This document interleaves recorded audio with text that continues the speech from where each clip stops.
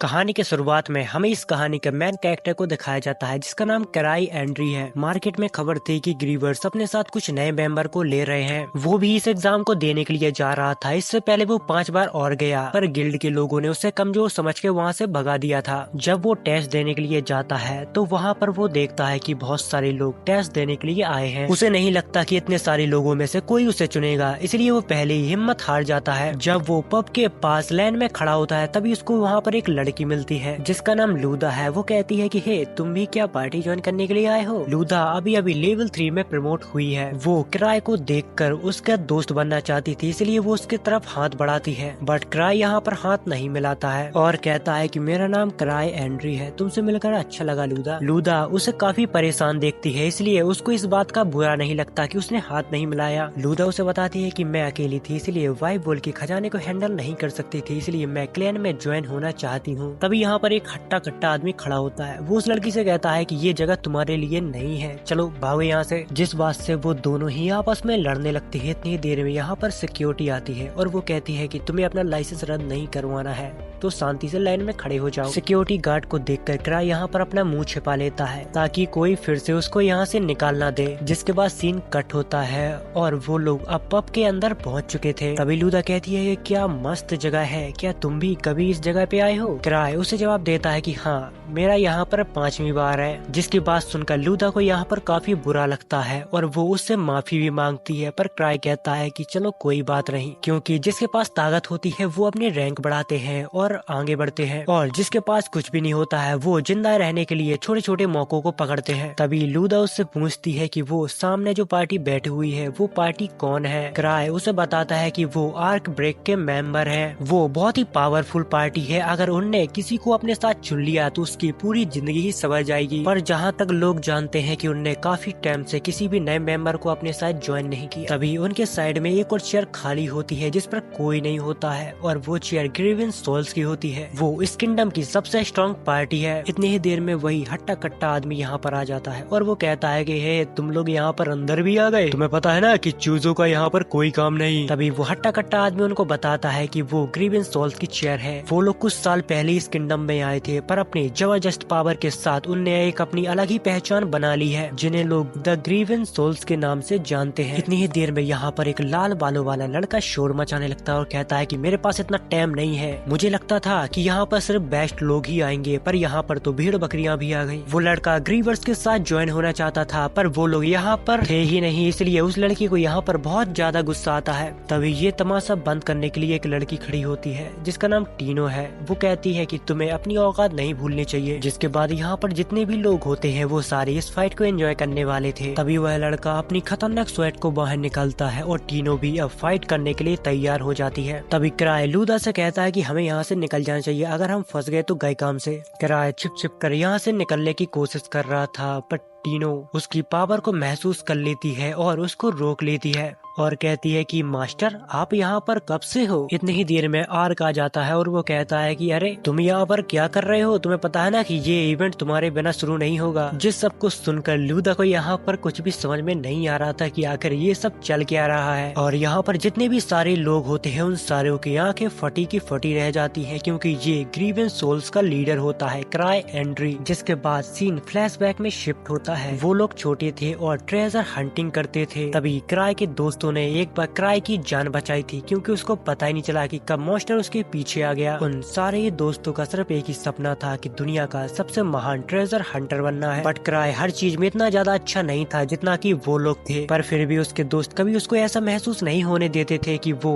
कमजोर है और किसी काम का नहीं। जिसके बाद ऐसे ही वक्त बीत जाता है। एक दिन फिर क्राई सोचता है कि वो अपने ही टीम को छोड़ देगा, क्योंकि वो अपनी वजह से किसी दूसरे की जान खतरे में नहीं डालना चाहता था। पर उसके साथ कुछ ज्यादा ही गलत हो जाता है। वो जिस टीम को छोड़ने के लिए आया था वो सारे ही लोग मिलके उसको इस टीम का लीडर बना देते हैं, क्योंकि वो लोग नहीं चाहते थे कि क्राई उनकी टीम को छोड़कर जाए, क्योंकि उससे अच्छा कोई नहीं। अगर क्राई नहीं होता तो शायद ग्रीवेंस सोल्स कभी नहीं होती। जिसके बाद वापस से सीन प्रेजेंट में आता है। तभी आर कहता है कि तुम्हें आने में बहुत देर होगी। क्राई उसे बताता है कि मैं आज सोकर बहुत लेट जागा था। क्राई आर को बताता है कि मेरे पास एक बहुत बहुत ही ज्यादा काबिल मेंबर है, अगर मैं कहूंगा तो तुम उसे अपनी पार्टी में लोगे। आर्क उसे जवाब देता है कि बिल्कुल, इसमें भी कोई पूछने की बात है। पर अभी भी यहाँ पर वो लाल बालों वाला लड़का शोर मचा रहा था। तभी क्राई उससे कहता है कि हे, तुम्हारा नाम क्या है। वो लड़का कहता है कि मेरा नाम गिलबर्ट बुश है, मैं लेवल 4 का हंटर हूँ। क्राई यहाँ पर उनमें से किसी एक को चुनना चाहता था, पर उसको समझ में नहीं आता कि आखिर किसको वो चुने। इसलिए वो लक के सहारे सबको छोड़ देता है और अपनी रिंग को निकाल कर फेंक देता है और कहता है कि जिसको ये रिंग मिलेगी उसको मैं रिकमेंड करूंगा। ये बात सुनकर गिल्ड में जैसे कि तहलका ही मच जाता है। वो सारी लोग उस रिंग को पकड़ने के लिए दौड़ते हैं, पर तभी टीनो गिलबर्ट के मुंह में एक लात जड़ देती है और फिर उस रिंग को पाने के लिए पूरे गिल्ड के लोग सारे ही आपस में लड़ने लगते हैं। मौके को देखकर क्राई यहाँ से खिसक जाता है, जिसके बाद पूरे ही पब की बैंड बज जाती है। जिसके बाद हमें अगले दिन का सीन दिखाया जाता है, जहाँ पर क्राई के पास एक लड़की आती है और वो इस न्यूज के बारे में उसे बताती है, तुम्हारी वजह से पूरे पब की भैंस की आंख हो गई। तभी क्राई उससे पूछता है कि इस हादसे में कोई घायल तो नहीं हुआ,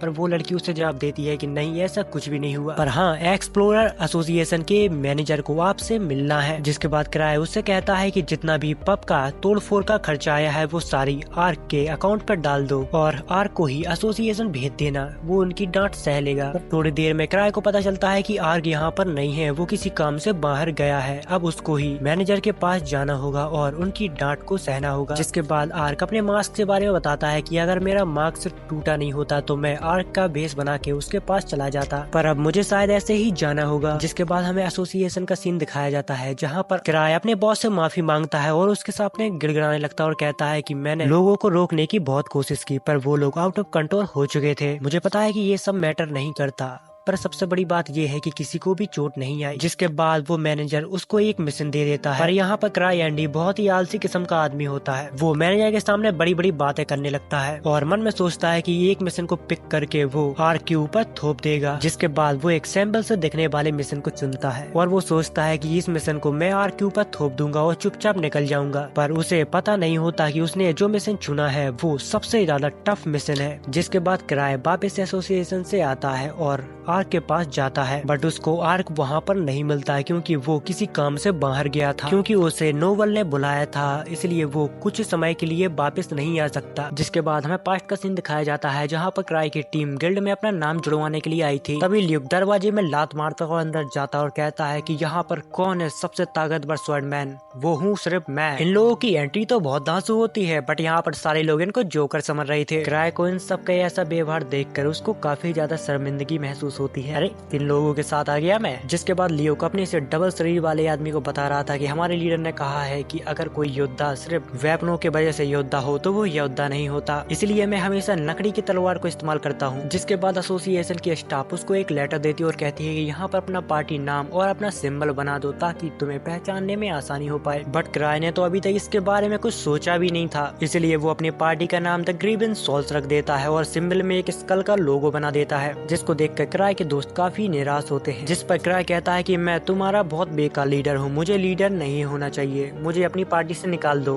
क्योंकि यही तो क्राई चाहता था कि वो लोग उसे पार्टी से निकाल दें और वो लोग अपनी जिंदगी अच्छे से जी पाए, क्योंकि क्राई उनके पावर लेवल के बराबर नहीं था, जिस वजह से उनको काफी ज्यादा मुसीबत भी झेलनी पड़ती थी। जिसको सुनकर उसके सारे फ्रेंड बोलते हैं कि नहीं नहीं, ये तो बहुत अच्छा है। जिसके बाद वापस से सीन प्रेजेंट में आता है, जहाँ पर ग्रेग कहता है कि मुझे तो अभी भी विश्वास नहीं हो रहा तुम सच में स्ट्रॉन्ग पार्टी के लीडर हो, जिसे लोग 1000 ट्रिक के नाम से जानते हैं। जिसको सुनकर वो लोग शॉक रह जाते हैं। तभी टीनो कहती है कि तुम जानते हो ना कि मास्टर कितने ज्यादा ताकतवर है, तो फिर उनके सामने झुक जाओ। जिस पर क्राई कहता है कि रहने दो, तुम उन्हें डरा रही हो। दरअसल जिसके पास सबसे ज्यादा अचीवमेंट पॉइंट होते हैं उन्हें एसोसिएशन एक अलग ही नाम देता है, जैसे कि क्राई को मिला द 1000 ट्रिक। ये एक सेलिब्रिटी बनने की तरह है। जिस पर गिलबर्ट हैरान होता है और कहता है कि मुझे नहीं लगता कि तुम 1000 ट्रिक हो, मुझसे लड़के दिखाओ, उसके बाद ही मैं मानूंगा। जहाँ पर आर्ट सोचता है कि अरे मैंने तो कभी कहा ही नहीं कि मैं सबसे ज्यादा ताकतवर हूँ। यहाँ पर कुछ लोग हैं जो मेरे नाम के नारे लगाते रहते हैं। जिस पर ग्रेग गिलबर्ट को समझाता है कि तुम ध्यान से बात करो, तुम्हें पता है ना कि सामने कौन है, उससे लड़ना तो तुम भूल ही जाओ, तुम्हें अगर अपनी जान प्यारी हो तो। क्राई उसकी बात को बुरा नहीं मानता और यहाँ से जाने लगता है। तभी गिलबर्ट क्राई को लड़ने की चुनौती देने लगता है, जिस पर टीनो कहती है कि ये सब मुझ पर छोड़ दो, और फिर वो कहती है कि तुमने मेरे मास्टर की बेइज्जती की, इसलिए अब तुम्हें इसका भुगतान तो चुकाना पड़ेगा। जिसके बाद सीन शिफ्ट होता है और गिलबर्ट और टीनो दोनों ही अब लड़ने के लिए आमने सामने होते हैं, जहाँ पर टीनो अपने हथियारों को नीचे डाल देती है और कहती है अगर मैं इनके साथ तुमसे लड़ूंगी तो तुम शायद मर भी सकते हो। जिसके बाद गिलबर्ट भी अपने हथियार को नीचे रख देता और कहता है मैं नहीं चाहता कि लोग कहें कि हथियार से तुम सिर्फ एक लड़की से जीत पाए। जहाँ पर आर्ट सोच में बीता था कि ये दोनों ही लेवल 4 के हैं, पता नहीं कौन जीतेगा। जिसके बाद टीनो गिलबर्ट के ऊपर हमला कर देती है। गिलबर्ट यहाँ पर बहुत ही मुश्किल से उसके हमले से डॉच करता है, पर तभी टीनो की उसमें एक लात पड़ जाती है जिससे गिलबर्ट बहुत दूर जाके गिरता है। सबको लगता है कि बस गिलबर्ट का अब खेल खत्म हो गया। जिसके बाद गिलबर्ट उठता है और कहता है कि ये मैच इतनी आसानी से खत्म नहीं हो सकता। तभी टीनो उसको अपने लॉक में फंसा लेती है और फिर थोड़ी देर बाद ये मैच टीनो बहुत ही आसानी से जीत जाती है। यहाँ पर नीचे पड़ा हुआ गिलबर्ट काफी मायूस था।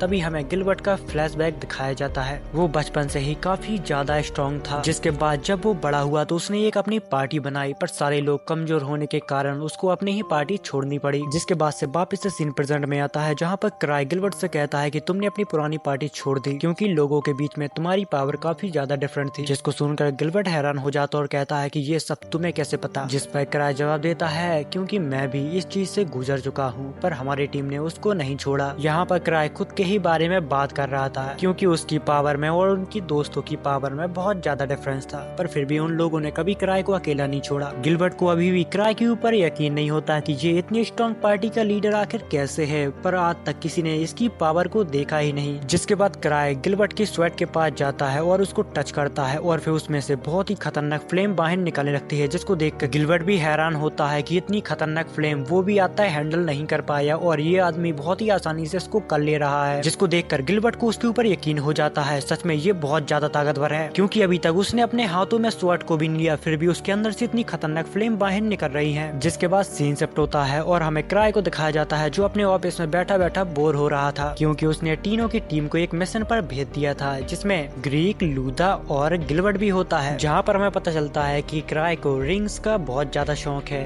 और वो यहाँ वहाँ से रिंग कलेक्ट करता ही रहता है और एसोसिएशन का पैसा फूंकता रहता है। जिसके बाद क्राई को याद आता है कि उसको अपने रिलिक चार्ज करवाना था और वो एक लड़की के पास आ जाता है। वो लड़की थोड़ी देर बाद डेंजन के अंदर हंटिंग करने के लिए जाने ही वाली थी, पर उससे पहले क्राई यहाँ पर आ जाता है, जहाँ पर वो लोग क्राई की बहुत ज्यादा रिस्पेक्ट करते हैं और उसको एक फैंटम के बारे में बताते हैं कि वो नॉर्थ हाईवे पे आ गया था। 3rd लेवल के नाइट वहाँ पर मौजूद थे, इसलिए वो सारे ही लोग वहाँ पर मारे गए। लगता है कि वो बहुत ज्यादा ताकतवर फैंटम है। उस सारे लोग मारने के बाद उसने एक वाइट वोल्फ का रूप ले लिया था, ऐसा वहाँ के लोग कह रहे हैं। जहाँ पर क्राई को याद आता है कि उस मिशन के लिए तीनों की टीम को उस जगह के लिए भेजा था। जब वो अपने ही दिए गए मिशन को वापस से चेक करता है तो उसमें बहुत सारे लोग लेवल 5 के होते हैं, बट किसी को नहीं पता कि वो जिंदा हैं या फिर मर गए। जिस बात से उसको भी काफी चिंता होने लगती है क्योंकि उसने टीनों को भेजा था वहाँ पर। जिसके बाद हमें टीनों की टीम को दिखाया जाता है जो जंगल में उस ट्रेजर को ढूंढ रही थी और दूसरी तरफ हमें क्राई को दिखाया जाता है जो काफी परेशान था कि उसने इतनी बड़ी गलती आखिर कर कैसी दी। जिसके बाद क्राई खुद ही सोचता है कि अब वो उनकी मदद करेगा, वो उनसे पहले ही उस ट्रेजर के पास पहुंच जाएगा ताकि उनको फैंटम से ना उलझना पड़े। जिसके बाद वो यहाँ से एक सीक्रेट दरवाजा खोलता है। दूसरी तरफ हमें टीनों को दिखाया जाता है जिनको चलते चलते रात हो चुकी थी, तभी उनके ऊपर एक फैंटम वॉल्फ अटैक करता है।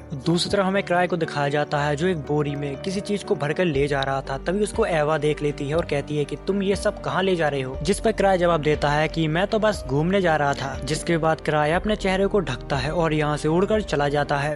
जिसके बाद हमें पास्ट का सीन दिखाया जाता है जहाँ पर ग्रेवन सोल्स अपनी टीम के साथ जश्न मना रही थी। उनको किंगडम में यहाँ सिर्फ एक ही हफ्ता हुआ था और एक ही हफ्ते के अंदर ल्यूक की तलवार टूट जाती है, जिससे वो काफी ज्यादा निराश रहता है। जिस पर लीज उसे जवाब देती है कि अरे छोड़ो यार, वो बस एक नकड़ी की तलवार थी। यहाँ पर वो लोग थोड़ी देर पहले साइक्लोप्स को मार कर आए थे। जिस पर एक आदमी कहता है क्या बकवास कर रहे हो साइक्लोप्स, तुम बच्चों उनको नहीं मार सकते, वो बहुत ज्यादा ताकतवर होते हैं। जिस पर लीज उसका सिर उसे दिखाती है, जिसको देखकर वो आदमी शॉक रह जाता है। जिसके बाद से वापस सीन प्रेजेंट में आता है जहाँ पर टीनों की टीम धीरे धीरे करके उन वॉल्फ को मार के आगे बढ़ती रहती है। तभी ग्रेग गिलबर्ट से कहता है कि तुमने अपनी स्वैट की पावर को इस्तेमाल क्यों नहीं किया। तभी गिलबर्ट उसको जवाब देता है कि मेरे स्वैट में अब माना नहीं बचा है क्योंकि क्राई ने स्वैट की पूरी पावर को यूज कर लिया था। इसी में वो लोग थक जाते हैं और कहते हैं कि हमें आगे नहीं बढ़ना चाहिए, हमें अपनी जान बचानी चाहिए। तभी टीनो उनको जवाब देती है कि मास्टर ने हमें ये मिशन दिया है तो हमें किसी भी हालत में इसको पूरा करना ही होगा, चाहे वो कितना भी मुश्किल हो। जहाँ पर हमें पता चलता है कि क्राई हर मुसीबत से पहले ही सब कुछ कैलकुलेट कर लेता है। जिसके बाद टीनो की टीम आगे बढ़ती है तो उनको वहाँ पर बहुत सारे वुल्फ मिलते हैं, जहाँ पर वो लोग स्ट्रेटेजी बना रहे थे कि वुल्फ से बचकर हमें गुफा के अंदर जाना होगा। दूसरी तरफ हमें क्राई को दिखाया जाता है जो उड़ते उड़ते उन सभी को ढूंढ रहा था, पर अभी भी उसको कोई भी नजर नहीं आया था। दूसरी तरफ हमें टीनो की टीम दिखाई जाती है, जहाँ पर वो गुफा के अंदर जाते हैं तो उनको और भी सारे वुल्फ मिलते हैं, जिनके साथ वो फाइट करने लगते हैं। वो लोग टीम वर्क के साथ उन सारी वुल्फ को खत्म कर देते हैं, पर ये इतना भी आसान नहीं था। अंदर से कुछ और वुल्फ उनसे लड़ने के लिए आ जाते हैं। यहाँ पर गिलबर्ट उनके साथ फाइट करने लगता है। गिलबर्ट बोलता तो बहुत ज्यादा है, पर उसी के साथ वो स्ट्रॉन्ग भी है। बट यहाँ पर लूदा बहुत कुछ तो नहीं कर सकती है, पर वो चोर की तरह सभी दुश्मनों की जगह करेक्ट बता सकती है, जिस टीम वर्क का फायदा टीनो उठाती है और उन मॉन्स्टरों को खत्म कर देती है। जहाँ पर टीनो को लगता है कि ये सब कुछ मास्टर ने पहले भाप लिया होगा, इसलिए उनने इन लोगों को मेरे साथ भेजा। यहाँ पर गिलबर्ट को भी टीम वर्क के साथ फाइट करने में बहुत मजा आ रहा था। तभी उसको अपने पास्ट याद आता है, जब उसकी टीम उसके साथ मैचअप नहीं कर पाती थी, इसलिए उसने अपनी ही टीम को लीव कर दिया। बट उसको आज समझ आ रहा था कि जब वो कमजोर पड़ता है तो कैसा लगता है। गिलबर्ट को वॉल्फ के साथ लड़ने में बहुत परेशानी आ रही थी, जिस पर ग्रेग गिलबर्ट का साथ देता है, जिस वजह से गिलबर्ट उस मॉन्स्टर को बहुत ही आसानी से खत्म कर देता है। जिसके बाद उनकी टीम आगे बढ़ जाती है। तभी टीनो को किसी की प्रेजेंस फील होती है, बट जहाँ तक उनको समझ में आ रहा था तो ये शायद एक बॉस की पावर भी हो सकती है या फिर और भी कुछ। और अब टीनो की टीम अंदर जाने से डर रही थी, पर टीनो उनको हौसला देती है कि मास्टर ने तुम सबको ऐसे ही नहीं चुना, उनने तुम लोगों के अंदर कुछ न कुछ देखा होगा, वरना वो क्यों मेरे साथ तुम लोगों को भेजते यहाँ पर। दूसरी तरफ हमें क्राई को दिखाया जाता है जो अभी भी उन सभी की तलाश कर रहा था। उसी के साथ वो उसको भी बहुत ज्यादा कोस रहा था, जिसने ये जैक पैक बनाया है, क्योंकि वो उसमें ब्रेक डालना ही भूल गया, जिस वजह से वो गुफा के अंदर तो चला जाता है, पर उसकी स्पीड इतनी ज्यादा होती है कि वो यहाँ वहाँ टकराता रहता है। लोगों को ढूंढते ढूंढते टीनो की टीम उस बॉस के पास पहुँच जाती है और उनको देखते ही बॉस उनके ऊपर अटैक कर देता है, जिस वजह से उनको ये तो पता चल जाता है कि ये वाला बॉस सच में बहुत ज्यादा ताकतवर है। तभी टीनो वाइफ वॉल्फ को देखती है तो समझ जाती है कि इसकी वीकनेस इसका सिर है, जहाँ पर वो अपनी टीम से कहती है कि तुम इसका थोड़ी ध्यान भटकाओ, मैं इसको देखती हूँ। गिलबर्ट अपनी पूरी कोशिश करता है मॉन्स्टर का ध्यान भटकाने में। दूसरी तरफ ग्रेग उसके ऊपर हमला करता है तो एक ही झटके में उसकी स्वेट टूट जाती है। इसी मौके का फायदा उठाकर टीनो उसकी स्वेट पर चढ़ जाती है और उसके सिर तक पहुँच जाती है, पर इसी के बीच उसका पैर जख्मी हो जाता है। बट तब भी वो हार नहीं मानती और उसके सिर पर अटैक कर देती है, जिससे वो मॉन्स्टर तो खत्म हो जाता है, पर टीनो की हालत अब बहुत ही बुरी हो चुकी थी। तभी टीनो अपने पैर पर एक पोषण डालती है, जिससे काफी हद तक उसका पैर ठीक हो जाता है। ग्रेग कहता है कि आज का तो दिन ही खराब है, मेरी तो स्वेट ही टूट गई। गिलबर्ट कहता है कि कम से कम तुम जिंदा तो हो, यही बहुत बड़ी बात है। अब उनको लग रहा था कि उनने सारे मॉन्स्टर को खत्म कर दिया, इसलिए अब उन लोगों को ढूंढना चाहिए जिनके लिए वो लोग यहाँ पर आए थे। वो लोग यहाँ से आगे बढ़ पाते इससे पहले यहाँ पर बहुत जैसे दिखने वाले सेम टू सेम वैसे ही कुछ और वॉल्फ आ जाते हैं, जो कि हथियारों से लैस होते हैं। अब उनको समझ में नहीं आ रहा था कि एक से लड़ते लड़ते उनकी हालत खराब हो गई है, अब तो 4-4 हैं। अब उनके पास कोई भी चारा नहीं था, इसलिए वो लोग यहाँ से भागने का डिसाइड करते हैं। साइड में एक छोटी सी गुफा होती है जिसके अंदर से वो वॉल्फ नहीं आ सकते थे, पर इससे पहले वहाँ तक वो लोग पहुँच पाते। व्हाइट वॉल्फ उनकी चाल को समझ जाते हैं और उनका रास्ता ब्लॉक कर देते हैं, जिस पर गिलबर्ट और ग्रेग कहते हैं कि हम लोग इनका चारा बनते हैं, तुम दोनों यहाँ से भागने की कोशिश करो। तभी टीनो को क्राई की रिंग के बारे में याद आता है, उन वॉल्फ की आंखों पर शूट करेगी और यहाँ से भागने की कोशिश करेगी, बट इसके लिए भी थोड़ा टाइम चाहिए, जिस पर गिलबर्ट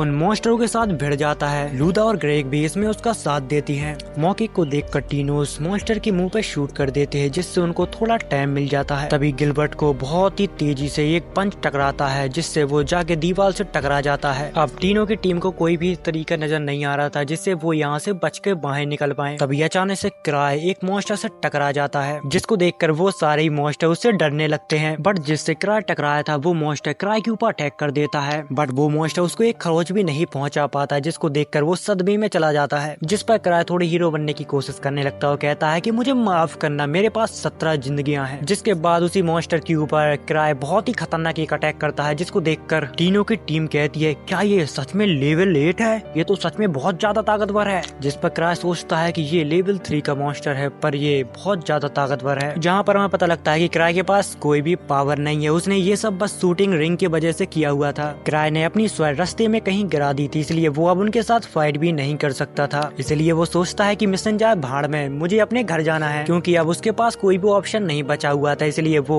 एक लॉकेट को निकालता है और मॉन्स्टर की तरफ फेंकता है, जिससे वहाँ पर धुआं होने लगता है। जिसके बाद वो कहता है अरे मुंह क्या देख रहे हो, भागो यहाँ से। बट जख्मी होने के कारण टीनो यहाँ पर ज्यादा तेजी से नहीं भाग पा रही थी। उसी के साथ क्राई भी उसके पीछे पीछे भाग रहा था, बहुत ही स्लोली। टीनो को लगता है कि मास्टर कितनी अच्छे हैं, वो मेरे साथ साथ भाग रहे हैं ताकि मुझे कोई मॉन्स्टर चोट ना पहुंचा पाए। बट सच्चाई तो यह है कि क्राई अपनी फुल स्पीड में भाग रहा था, पर वो ज्यादा तेज भाग ही नहीं पाता। थोड़ी देर बाद वो लोग उन मॉन्स्टरों से बहुत दूर चले जाते हैं, जिसके बाद सभी लोग क्राई को शुक्रिया कहते हैं, पर वो कहता है कि अरे ऐसा कुछ भी नहीं है। सबकी जान बचाने के लिए क्राई टीनो को शुक्रिया कहता है, जिसको सुनकर टीनो फूली नहीं समाती। क्राई को टीनो की चोट नजर आती है, इसलिए वो अपने रैलिक से उसकी चोट को ठीक कर देता है। वो लोग आगे तो बढ़ते जा रहे थे, पर उनको यही नहीं पता कि वो लोग जा कहाँ रहे हैं। जिसके बाद सीन पास्ट में शिफ्ट होता है, जहाँ पर क्राई अपने दोस्तों को अपने सारे रैलिक दिखा रहा था, जिसको देखकर वो सभी लोग कहते हैं क्या इनमें से हम कोई एक चीज ले सकते हैं। जिस पर क्राई कहता है कि तुम्हें जो सी चीज अच्छी लगे वो तुम ले सकते हो। तभी उनमें से एक लड़की एक बैग को उठाती है जो उसको बहुत पसंद आता है। क्राई उसे बताता है कि ये बैग जितना दिखने में छोटा लगता है उससे वो कई ज्यादा चीजों को स्टोर कर सकता है। उन लोगों का इन चीजों में इंटरेस्ट बढ़ ही रहा था। तभी क्राई उन्हें बताता है ये सिर्फ चॉकलेट रखने के काम आता है। तभी लीज एक ब्रेसलेट को उठा लेती है और अपने हाथ में पहन लेती है और धड़ाम से नीचे गिर जाती है। जिस पर क्राई उसे बताता है कि ये एक लिवायत रिंग है जिसे पहनने से शरीर के पूरे सेंसेस खराब हो जाते हैं। दूसरी तरफ लियो के कर्ज स्वेट को उठा लेता है, जिससे वो कर्ज हो जाता है और आउट ऑफ कंट्रोल हो जाता है और वो कहता है कि मैं दुनिया के सारे इंसानों को खत्म कर दूंगा। जिसके बाद वापस से सीन प्रेजेंट में आता है। वो लोग अभी भी गुफा के अंदर चल रहे थे, वो अभी तक एग्जिट को ढूंढने में नाकाम रहे। सभी लोग क्राई के पीछे ऐसे चल रहे थे जैसे कि क्राई को रास्ता पता हो, पर सच्चाई तो ये है कि क्राई को खुद नहीं पता कि वो जा कहाँ रहा है। मुझे पता है कि ये सब ट्रेनिंग का हिस्सा है, पर हम जा कहाँ रहे हैं। जिस पर क्राई सोचता है कि मुझे खुद भी नहीं पता, पर पता नहीं क्यों ये सभी लोग मुझ पर ऐसे निर्भर हो रहे हैं जैसे कि मैं सब जानता हूँ। चलते चलते वो एक ऐसी जगह पे पहुंच जाते हैं जहाँ पर दो रास्ते होते हैं, बट टीनो यहाँ पर दूर से उन लोगों को देख लेती है जिनको ढूंढने के लिए वो लोग यहाँ पर आए थे। जिस पर टीनो कहती है कि मैंने कहा था ना, मास्टर जो करते हैं उसके पीछे कुछ न कुछ वजह होती है। वो लोग लेवल 5 के हंटर थे, पर इस समय पे वो बहुत ज्यादा जख्मी थे। रुडोल्फ जो इस पार्टी का लीडर था वो उन्हें ढूंढने के लिए शुक्रिया कहता है, पर टीनो उससे कहती है कि मुझे शुक्रिया मत करो, मेरे मास्टर को करो, क्योंकि उनकी वजह से हम लोग यहाँ तक पहुँचे हैं। जिस पर क्राई जवाब देता है कि मैंने ऐसा कुछ भी नहीं किया। रुडोल्फ की पार्टी यहाँ पर काफी समय से फंसी हुई थी, इसलिए उनके पास कोई भी एनर्जी नहीं थी। जिसके बाद क्राई अपने बैग से बहुत सारी चॉकलेट निकालता है और सभी को दे देता है। तभी गिलबर्ट क्राई से पूछता है कि आखिर ये काम कैसे करता है। जिस पर क्राई कहता है कि ये एक सीक्रेट है। ग्रेक उस पार्टी के लीडर से कहता है कि तुम लोग तो लेवल 5 के हो, फिर भी उन वॉल्फ को नहीं हरा पाए। जिस पर वो जवाब देता है कि हमारा सामना वॉल्फ से नहीं, स्कल पहने हुए एक फैंटम से हुआ था। वो इतना ज्यादा ताकतवर था कि उसने हमें कीड़े मकोड़े की तरह हरा दिया। उसे हम बहुत ज्यादा कमजोर लगे, इसलिए उसने हम लोगों को खत्म नहीं किया। वो फैंटम इतना ज्यादा ताकतवर था कि शायद 1000 स्वेड भी उसको ना हरा पाए। दरअसल 1000 स्वेड क्राई के बचपन के दोस्त लियो का नाम है। जिस पर क्राई सोचता है कि क्या मजाक कर रहे हो, अगर इतना कोई ताकतवर होता, अगर ऐसे फैंटम एग्जिस्ट करते होते तो लियो कब का उन्हें मार चुका होता, पर अभी वो आ गया तो मुझे नहीं लगता कि टीनो उसे हरा पाएगी। क्राई उन सबको बताता है कि हमें यहाँ से जल्दी निकलना होगा और इस टीम को लीड करेगी टीनो, क्योंकि मैं तो ज्यादा तेज भाग ही नहीं पाता। जिस पर टीनो जवाब देती है कि आपके कंपैरिजन में मैं कुछ भी नहीं हूँ मास्टर। जिस पर क्राई उसे जवाब देता है ये तुम्हारी ट्रेनिंग का हिस्सा ही है। तभी वो सोचता है प्लीज प्लीज प्लीज मान जाओ ना, क्योंकि ये सब करना मेरे लिए बहुत ज्यादा बोरिंग है। जिसके बाद टीनो इस बात से सहमत होते हैं कि उन्हें इस जगह से जल्दी निकलना चाहिए। वो लोग यहाँ से निकल नहीं वाले थे, इतनी ही देर में उनको कुछ अजीब व गरीब आवाज सुनाई जाती हैं। जिस पर क्राई सोचता है कि अब तो मैं गया पक्का, अगर उस मॉन्स्टर ने मेरे ऊपर हमला कर दिया तो 4 बार तो मैं बच जाऊंगा, पर उसके बाद मैं मर जाऊंगा। तभी उनको एक बहुत ही बुरी शक्ति महसूस होने लगती है, क्योंकि वो फैंटम धीरे धीरे उनके तरफ ही बढ़ रहा था। क्राई को पता था अगर वो उससे लड़ेगा तो मर जाएगा, पर फिर भी वो सभी को पीछे करता है और खुद आगे खड़ा हो जाता है। तभी हमें उसी फैंटम को दिखाया जाता है जो धीरे धीरे इनके तरफ बढ़ रहा था, जिसके ऑरा को देखकर उन सभी लोगों की फट जाती है। इतनी ही देर में उस फैंटम के पीछे एक लड़की आती है। वो एक किक मारती है और फैंटम जाके दीवार से भिड़ जाता है, और ये लड़की कोई और नहीं लीज होती है। लीज की किक कितनी ज्यादा पावरफुल होती है कि वो फैंटम जो शेर बना घूम रहा था अब वो एक पिल्ला बन गया था।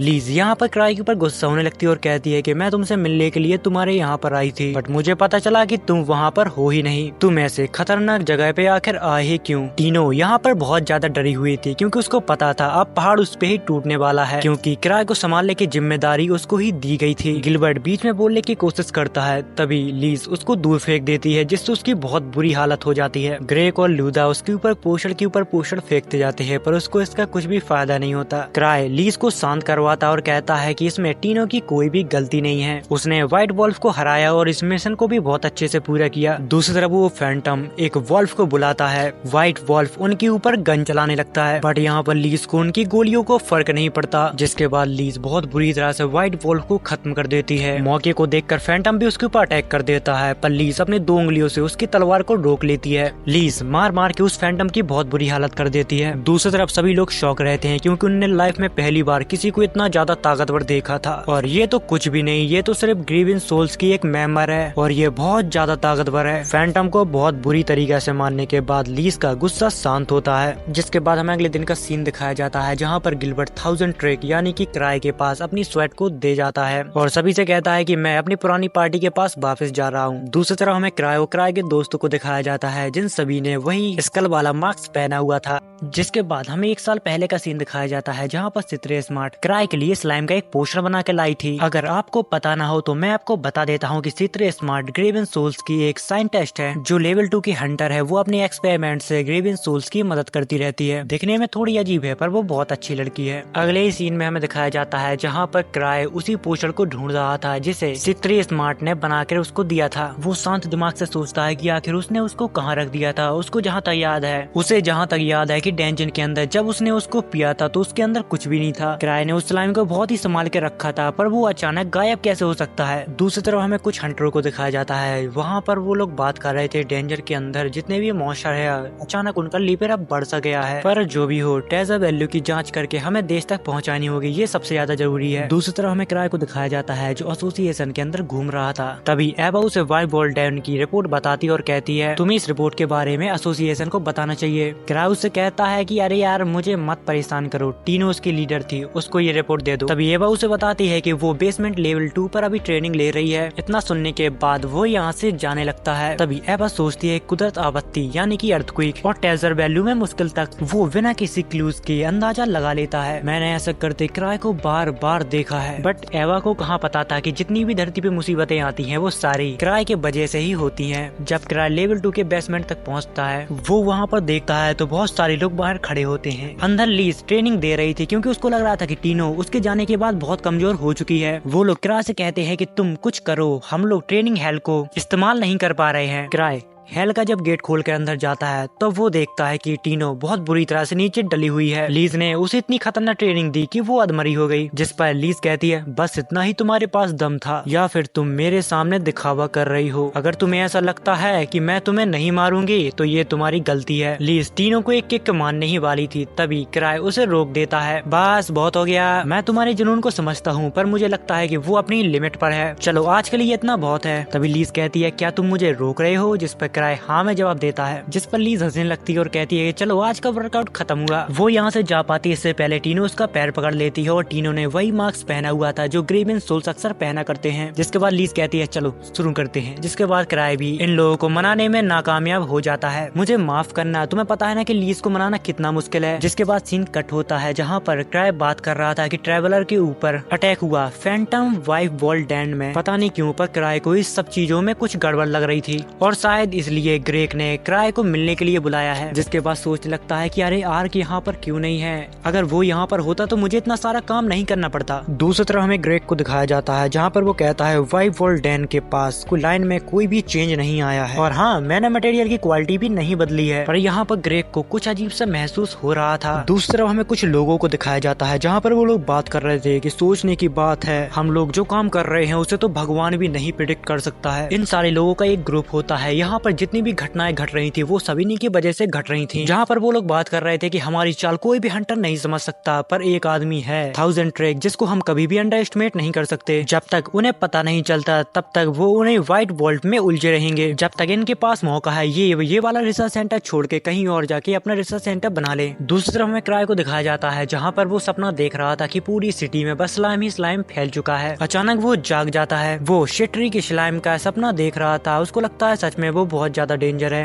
तभी वहाँ पर लीज भी उठती है और क्राई को पता चलता है कि वो उसके ही साथ आके सो गई थी। तभी तो उसे इतनी ज्यादा गर्मी महसूस हो रही थी, क्योंकि लीज को एक आदत थी, वो हमेशा क्राई के बेड में आके सो जाती थी। तभी लीज उससे कहती है क्या तुम आज फ्री हो, क्योंकि मैं आज छुट्टी ले रही हूँ। क्राई तो अपना सपना ही नहीं भूल पा रहा था, पर वो इसे बहुत बुरी सपने की तरह भूलने की कोशिश करने लगता है। अगले ही दिन हमें ग्रेक को दिखाया जाता है, जो क्राई से मिलने के लिए वहाँ पर आता है। तभी वहाँ पर लीज के साथ क्राई घूमने के लिए जाने वाला था, जिस पर लीज उसे बताती है है कि आज तुम इसको कोई भी काम नहीं दे सकते, आज ये मेरे साथ बिजी है। जिस पर ग्रेग उसे बताता है कि तुम यहाँ पर वापस क्यों आई, जिस पर लीज कहती है कि मेरे पास तुम्हारे लिए वक्त नहीं है, इसलिए चलो फूटो यहाँ से। और फिर इसी बात पे वो दोनों ही आपस में झगड़ने लगते हैं। तभी लीज उसमें एक किक रगड़ देती है। ग्रेग भी उसकी किक को बहुत ही आसानी से रोक लेता है और फिर इन दोनों की फाइट ऐसे ही चलती रहती है। तभी क्राई कायना को चाय के लिए पूछता है, जिसके बाद कायना क्राई से पूछती है तुम व्हाइट वॉल्फ डैन गए थे ना, अगर तुम्हें वहाँ पर कुछ अजीब लगा तो प्लीज हमें बताओ। जिस पर क्राई कहता है कि मैं ज्यादा ध्यान दे रहा हूँ दूसरी दिक्कतों को सोचकर, पर माफ करना मैं अभी तुम्हें उसके बारे में कुछ भी नहीं बता सकता, क्योंकि क्राई तो बस अपने स्लाइम को ढूंढ रहा है। दूसरी तरफ ग्रेग और लीज लड़ लड़कर पूरा एसोसिएशन ही तबाह कर देना चाहते थे। जिस पर क्राई कहता है बस बहुत हुआ, अब रुक जाओ, हमारी बात यहीं पर खत्म हुई, बस तुम्हें थोड़ा शांत हो जाना चाहिए ग्रेग। जिसके बाद क्राई और लीज शॉपिंग करने के लिए और छोटी सी डेट के लिए मार्केट आ जाते हैं। तभी उनको एक आदमी देख रहा था जिसको लीज पकड़ लेती है और उससे पूछती है कि तुम कौन हो, आखिर क्यों हमें देख रहे थे। बट क्राई लीज को समझाता है कि अरे तुम क्यों इसको परेशान कर रही हो, ये बस एक आम इंसान है। बट हमें थोड़ी देर बाद पता चलता है कि उन्हीं मॉन्स्टर की एसोसिएशन ने इस आदमी को क्राई का पीछा करने के लिए भेजा हुआ था।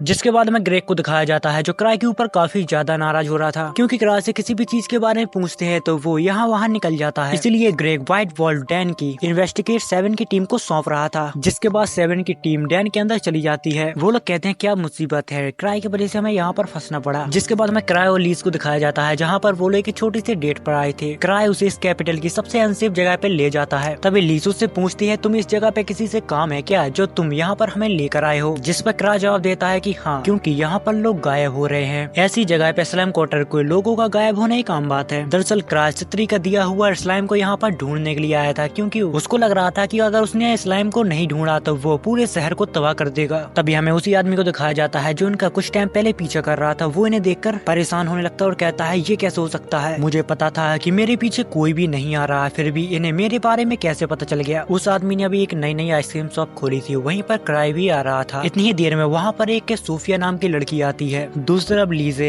उनकी दरवाजे को खनखना रही थी कि बाहर आओ, हमें आइसक्रीम खानी है। लीज को ऐसे करते करते थोड़ी देर बाद बहुत गुस्सा आने लगता है। वो अपने पंच से पूरी शॉप को तोड़ना चाहती थी, पर क्राई उसे रोकता हुआ कहता है मुझे लगता है कि ये वाली शॉप बंद है। अंदर हमें उसी आदमी को दिखाया जाता है जो उन दोनों की बातों को सुन रहा था। वो लोग यहाँ से जाने के लिए कहते हैं, जिसके बाद उस आदमी को थोड़ी राहत मिलती है। जिसके बाद क्राई वापस से अपने ऑफिस में आ जाता है। बट अभी भी क्राई को अपनी स्लाइम की काफी ज्यादा चिंता होती है, क्योंकि उसके एक सपने ने उसका पूरा दिमाग ही खराब कर दिया था। इतनी देर में वहाँ पर एवा आ जाती है और वो बताती है हमने एसोसिएशन की कुछ मेंबरों को सिलेक्ट कर लिया है जो हमारी व्हाइट वॉल्फ डैन में इन्वेस्टिगेट करने में मदद करेंगे, लेकिन 7 और उसका ग्रुप पहले ही आगे बढ़ चुका है। जिसके बाद हमें सीक्रेट एसोसिएशन दिखाई जाती है जहाँ पर वो लोग कहते हैं मुझे विश्वास नहीं होता कि उसने इतनी आसानी से हमारी फैसिलिटी को ढूंढ लिया। इसका मतलब ये हुआ कि उनके इंटेलिजेंस नेटवर्क हमसे भी ज्यादा है, लेकिन 1000 ट्रैक की सच्ची इंटेलिजेंस अभी तक साफ नहीं है, इसलिए हम अभी कुछ नहीं कह सकते उसने सच में हमें ढूंढा है कि बस वो एक तुक्का था। यहाँ पर सीक्रेट सोसाइटी में वो लाल बालों वाली लड़की यानी कि सोफिया भी होती है। वो उन सबको 1000 ट्रैक से लड़ने के लिए कहती है। इतना सुन के सभी लोग डर जाते हैं, क्योंकि क्राई लेवल 8 का है और सबसे बड़ी बात यह है कि वो ग्रीवन सोल्स का लीडर है। किसी को नहीं पता कि वो कितना ज्यादा ताकतवर है। जिस पर सोफिया जवाब देती है कि मैं भी देखना चाहती हूँ कि वो कितना ज्यादा ताकतवर है और मेरे डिफेंस सिस्टम उसके सामने कितना टिक पाता है। जिसके बाद हमें तीनों को दिखाया जाता है। वो जब एसोसिएशन पहुँचती है तो वहाँ पर बहुत ज्यादा भीड़ होती है। तभी वो एक आदमी से पूछती है कि यहाँ पर क्या चल रहा है। वो बताता है कि एसोसिएशन की कोलैबोरेशन से सभी लोगों को व्हाइट वॉल्फ डैन में भेजा जाएगा। यहाँ पर जितने भी लोग होते हैं वो सारे हंटर्स होते हैं। इतनी ही देर में क्राई और एवा भी यहाँ पर आ जाते हैं, जहाँ पर क्राई उन सबसे पूछता है कि तुम लोग कौन हो, यहाँ पर क्या कर रहे हो। तभी एवा उसे बताती है कि ये सारे लोग डैन की जांच पड़ताल करने के लिए यहाँ पर आए हैं। जिस पर क्राई जवाब देता है कि इतने सारे लोगों को भेज रहे हैं, इन सभी लोगों की भरपाई करने के लिए एक हाथ और एक पैर को बेचना पड़ेगा। तभी क्राई कहता है कि हमारे सभी मेंबर एलाइट हैं, इसलिए मुझे नहीं लगता कि इतने सारे लोग उसे संभालने के लिए काफी होंगे। मेरे हिसाब से आधे लोग काफी हैं। जिसकी बात सुनकर लोगों के बीच डर का माहौल बन जाता है। वो लोग कहते हैं आधे लोग, ये तो बिल्कुल भी नहीं हो सकता। तुम्हें पता है ना कि वो डैन कितनी ज्यादा खतरनाक है। क्राई को लगता था वो बस एक डैन लेवल 3 का ट्रेजर वैल्यू है, पर अब वहाँ पर कुछ ज्यादा ही अलग होने लगा है, क्योंकि वहाँ के जो मॉन्स्टर है वो पहले से बहुत ज्यादा ताकतवर हो गए हैं। लेवल 3 और 4 तो उनके सामने टिक ही नहीं पाते। तभी क्राई कहता है ठीक है, अगर तुम्हारा इच्छा है तो तुम उसके अंदर जा सकते हो। मुझे लगा था कि आधे आधे लोग काफी होंगे, पर तुम्हें अगर जाना हो तो जा सकते हो, मुझे इससे कोई फर्क नहीं पड़ता। इतनी ही देर में यहाँ पर लीज आ जाती है और वो कहती है अगर मैं होती तो आधी भी नहीं लेती, क्योंकि मैं अकेले ही जाती। जहाँ पर सभी लोग कहते हैं कि अरे हम भी स्ट्रॉन्ग है यार, हम उन मॉन्स्टरों से लड़ेंगे और उनको खत्म करके वापस भी आ जाएंगे। तभी लीज क्राई के पास जाती है और कहती है कि ये जॉब मुझे दे दो, बट क्राई सीधा उसके मुंह पे मना कर देता है, क्योंकि मैं नहीं चाहता कि ये सब तीनों के लिए बहुत दर्दनाक हो, और साथ ही वहाँ पर पहले ही बहुत लोग मौजूद हैं। जिसके बाद क्राई सभी लोगों को डेंजन में जाने के लिए हाँ कह देता है। दूसरी तरफ हमें 7 की टीम को दिखाया जाता है जो डेंजन की तरफ आगे बढ़ते जाते हैं। तभी डैन में जाने से पहले एक आदमी क्राई के पास आता है और उससे पूछता है कि हमें डेंजन में किसी चीज का ध्यान रखना होगा क्या। तभी क्राई कहता है कि तुम्हें एक स्लाइम को ढूंढना है। तभी वो आदमी कहता है भला डेंजन में स्लाइम क्या कर रहा होगा, लेकिन ऐसा होता है तो ध्यान रखना वो कोई नॉर्मल स्लाइम नहीं होगा। जिसके बाद हमें सीक्रेट एसोसिएशन को दिखाया जाता है जो किसी बारे में बात कर रहे थे। यह हमारी रिसर्च का परिणाम है, एक माना मटेरियल डिवाइस किसी खोज में कहीं पहुंचाने की बात कर रहे थे, बट उसमें एक बहुत बड़ी प्रॉब्लम होती है क्योंकि उस रास्ते के बीच 1000 ट्रैक आ रहा था। अगर किसी भी चीज में 1000 ट्रैक आया तो उसकी टीम ग्रेवियन सोल्स भी उस लफड़े में पड़ जाती है। अगर उन लोगों ने हमारी रिसर्च के बारे में पता लगा लिया तो फिर हम गए काम से। तभी सोफिया कहती है कि कोई दिक्कत की बात नहीं, मेरा डिफेंस सिस्टम बहुत ही ज्यादा ताकतवर है। सोफिया के बारे में हम ज्यादा तो नहीं जानते, पर इतना है कि उसका दिमाग बहुत ज्यादा तेज है और वो किसी भी चीज को बहुत ही आसानी से कर लेती है बिना कोई सबूत छोड़े, क्योंकि उसके दिमाग में कुछ ऐसा चल रहा था जिससे वो पूरे ग्रेवियन सोल्स को संभाल सकती है। दूसरी तरफ हमें 7 की टीम को दिखाया जाता है जो मॉन्स्टर को मारते मारते डेंजन के काफी अंदर तक आ गई थी। उन लोगों ने जहाँ तक अपनी सभी जांच पड़ताल कर ली थी, जिसके बाद उनके पास एक कॉल आता है और दूसरी तरफ से कोई उसे कहता है कि तुम अगर काम हो गया हो तो डेंजन से बाहर आ सकते हो। जिसके बाद दूसरी तरफ हमें क्राई को दिखाया जाता है जहाँ पर उसको कुछ समझ में नहीं आ रहा था कि उसको आखिर क्या करना चाहिए। क्राई ओवर थिंकिंग वाला बंदा है। यहाँ के कुछ लोग ये भी कहते हैं कि क्राई फ्यूचर देख सकता है। तभी लीज क्राई से कहती है कि मैं तुम्हारे सामने लड़ने के लिए बहुत उत्सुक हूँ, क्योंकि पिछले बार मैं अपनी पूरी पावर तुम्हें नहीं दिखा पाई। वो लोग यहाँ पर बात कर ही रहे थे, इतनी ही देर में यहाँ पर स्त्री स्मार्ट आ जाती है। अरे क्या चल रहा है गाइस, कैसे हो? तभी लीज कहती है क्या तुम पार्टी में ऐसे सिर्फ अकेले ही आई हो? जिस पर सीतरे कहती है कि मैं किसी ऐसे से बात नहीं करना चाहती जो पार्टी छोड़कर घर भाग जाए। जिसके बाद वो कहती है कि मैंने सोचा कि क्राई को मेरी स्किल की काफी जरूरत होगी, इसलिए मैं यहाँ पर चली आई, क्योंकि ये एक एसोसिएशन है जो माना मटेरियल को इकट्ठा कर रही है, हमें ऐसा करने से उनको रोकना होगा। यहाँ पर क्राई किसी भी बात को सीरियसली नहीं ले रहा था, क्योंकि उसको बस अपनी स्लाइम की चिंता थी।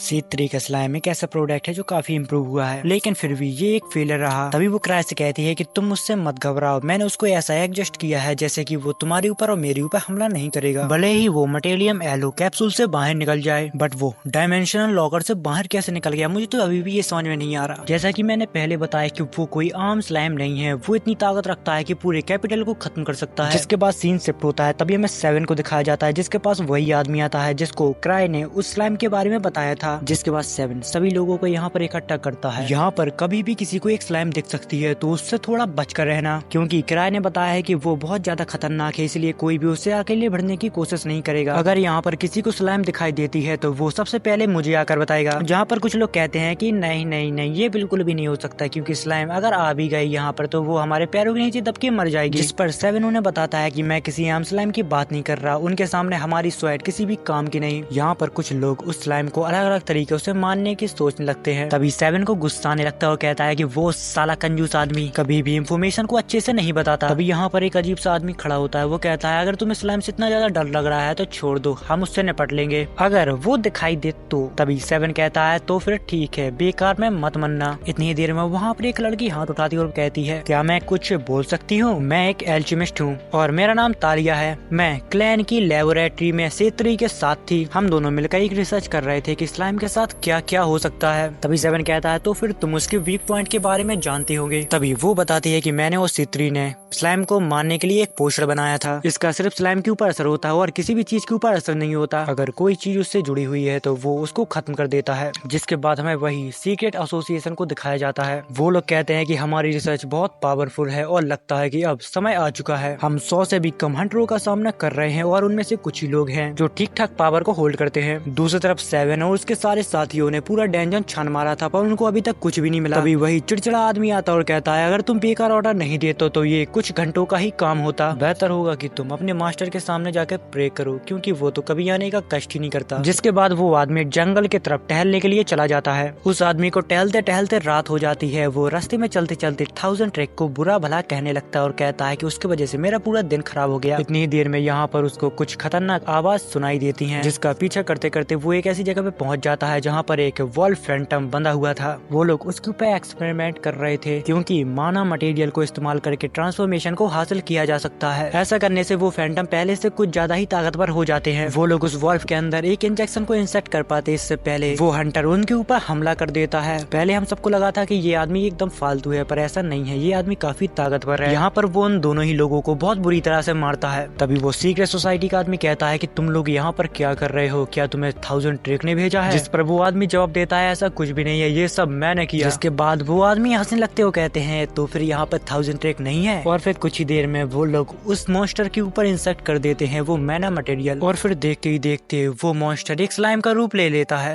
वो आदमी सभी लोगों के यहाँ पर सतर्क कर पाता है। इससे पहले वो स्लाइम ही जोर जोर से चीखने लगता है जिसकी आवाज काफी दूर तक जा रही थी। 7 की टीम भी इस चीज को सुन लेती है। आवाज सुनते ही सारे लोग उस तरफ भागने लगते हैं जहाँ से ये आवाज आई थी। भागते भागते वो लोग एक जंगल में पहुंच जाते हैं। तभी 7 कुछ लोगों से पूछता है कि गेन इसी साइड गया था, वो अभी तक लौट के नहीं आया। दरअसल गेन उसी आदमी का नाम होता है जो स्लाइम के पास गया था। तभी गेन भागते भागते इनके पास आता है जो बहुत ही बुरी हालत में था। वो कहता है कि मेरे पीछे मॉन्स्टर है, यहाँ से तुम लोग भाग जाओ वरना सारे लोग मारे जाएंगे। और ये वही स्लाइम है जिसके बारे में 1000 ट्रिक हमें बताना चाहता था। इतनी ही देर में वो स्लाइम इन लोगों के पास आ जाता है जिसको देखकर वो सभी लोग डर जाते हैं क्योंकि उन सभी ने आज तक इतना बड़ा स्लाइम नहीं देखा था। 7 उसके ऊपर हमला करता है पर वो समझ जाता है कि इस स्लाइम को हम ऐसे नहीं रोक सकते हैं। जिसके बाद सारे लोग उसके ऊपर मैजिक करने लगते हैं बट उसके ऊपर मैजिक को पावर का कोई भी असर नहीं हो रहा था। लगातार 7 भी उसके ऊपर हमला करता जा रहा था पर उसको जैसे कि फर्क ही नहीं पड़ता। तभी 7 को उस पोशन के बारे में याद आता है जिसको तालिया कुछ देर पहले उसको बता रही थी। 7 उसके पास से वो पोशन लेकर आता है। 7 अपने पूरा दिमाग लगा के उसके अंदर वो पोशन को इंसर्ट कर देता है। उसका पोशन यहाँ पर स्लाइम के ऊपर काम तो करता है बट 1 सेकंड के लिए। उसके बाद वो स्लाइम वापस से अपने नॉर्मल फॉर्म में आ जाती है। इतनी ही देर में यहाँ पर C3 आ जाती है। दरअसल उसको किराए ने भेजा था क्योंकि उसको पहले ही पता था कि यहाँ पर कुछ न कुछ गड़बड़ हो सकती है। तभी C3 कहती है कि एक जबरदस्त मैजिक उस स्लाइम के आसपास घूम रहा है, इसलिए हम उस स्लाइम को कुछ भी चोट नहीं पहुंचा पा रहे हैं। वो स्लाइम इतना ज्यादा ताकतवर है कि लेवल 8 की ट्रेजर वैल्यू में भी तुम्हें उतना खतरनाक मॉन्स्टर नहीं मिलेगा। जिसके बाद C3 कुछ बड़बड़ाते हुए उस मॉन्स्टर के पास जाने लगती है। स्लाइम मॉन्स्टर उसके ऊपर अटैक करता है पर बहुत ही आसानी से वो उस अटैक को डॉच करती रहती है। इस सब को देखकर वो काफी निराश होती है क्योंकि ये सब उसका ही एक्सपेरिमेंट है जो फेल हो गया था। तभी 7 कहता है कि तुम उस मॉन्स्टर के पास ज्यादा नजदीक मत जाओ। तभी C3 कहती है कि मेरा चिंता करने के लिए शुक्रिया 7, पर मुझे कुछ नहीं होगा। तभी वो अपने बैग में से एक पोशन को निकालती है और उस स्लाइम के ऊपर फेंक देती है। तभी वो 7 से कहती है कि तुम इसके ऊपर शूट करो, जिससे उस स्लाइम का वहीं पर खात्मा हो जाता है। इतनी ही देर में सब कुछ खत्म होने के बाद यहाँ पर ग्रेक आ जाता है। तभी C3 बताती है कि वो यहाँ पर काफी देर पहले आ गए थे, उन्होंने ही मुझे लिफ्ट दी थी। जिसके बाद हमें वही सीक्रेट एसोसिएशन को दिखाया जाता है जहाँ पर वो काफी नाराज हो रहे थे कि उस C3 की वजह से हमारा पूरा मिशन फेल हो गया। इसके बारे में सोफिया ने इन सभी को पहले ही बता दिया था कि C3 हमारे पीछे पड़ी हुई है। क्या उसने हमारे ट्रांसमेग्रिफिकेशन को समझ लिया है? जिसके बाद हमें 7 को दिखाया जाता है। थोड़ी देर में उसके पास उसका टीममेट आता है। वो C3 के साथ एक छोटी सी फाइट रखना चाहता था पर उसके अंदर इतनी दम नहीं थी कि वो उससे पूछ सकता है, क्योंकि वो लड़का जानना चाहता था कि वो लड़की आखिर कितनी ताकतवर है। तभी 7 उसे जवाब देता है कि तुम उसको कमजोर समझने की भूल मत करना, वो तुम्हें बहकाएगी कि वो बिल्कुल भी ताकतवर नहीं है, पर तुम उसके ऊपर विश्वास मत करना क्योंकि इस तरह वो किसी से भी अपना काम निकलवा सकती है। और जहाँ तक मुझे पता है तो वो ग्रीवर्स के दूसरे मेंबर की तरह एक मॉन्स्टर है जो अगर बेकाबू हो जाए तो उसको कोई भी नहीं संभाल सकता। दूसरी तरफ हमें किराए को दिखाया जाता है जिसकी गोदी में लीज बैठी हुई थी। ये सब देखकर टीनो को काफी शर्म आ रही थी।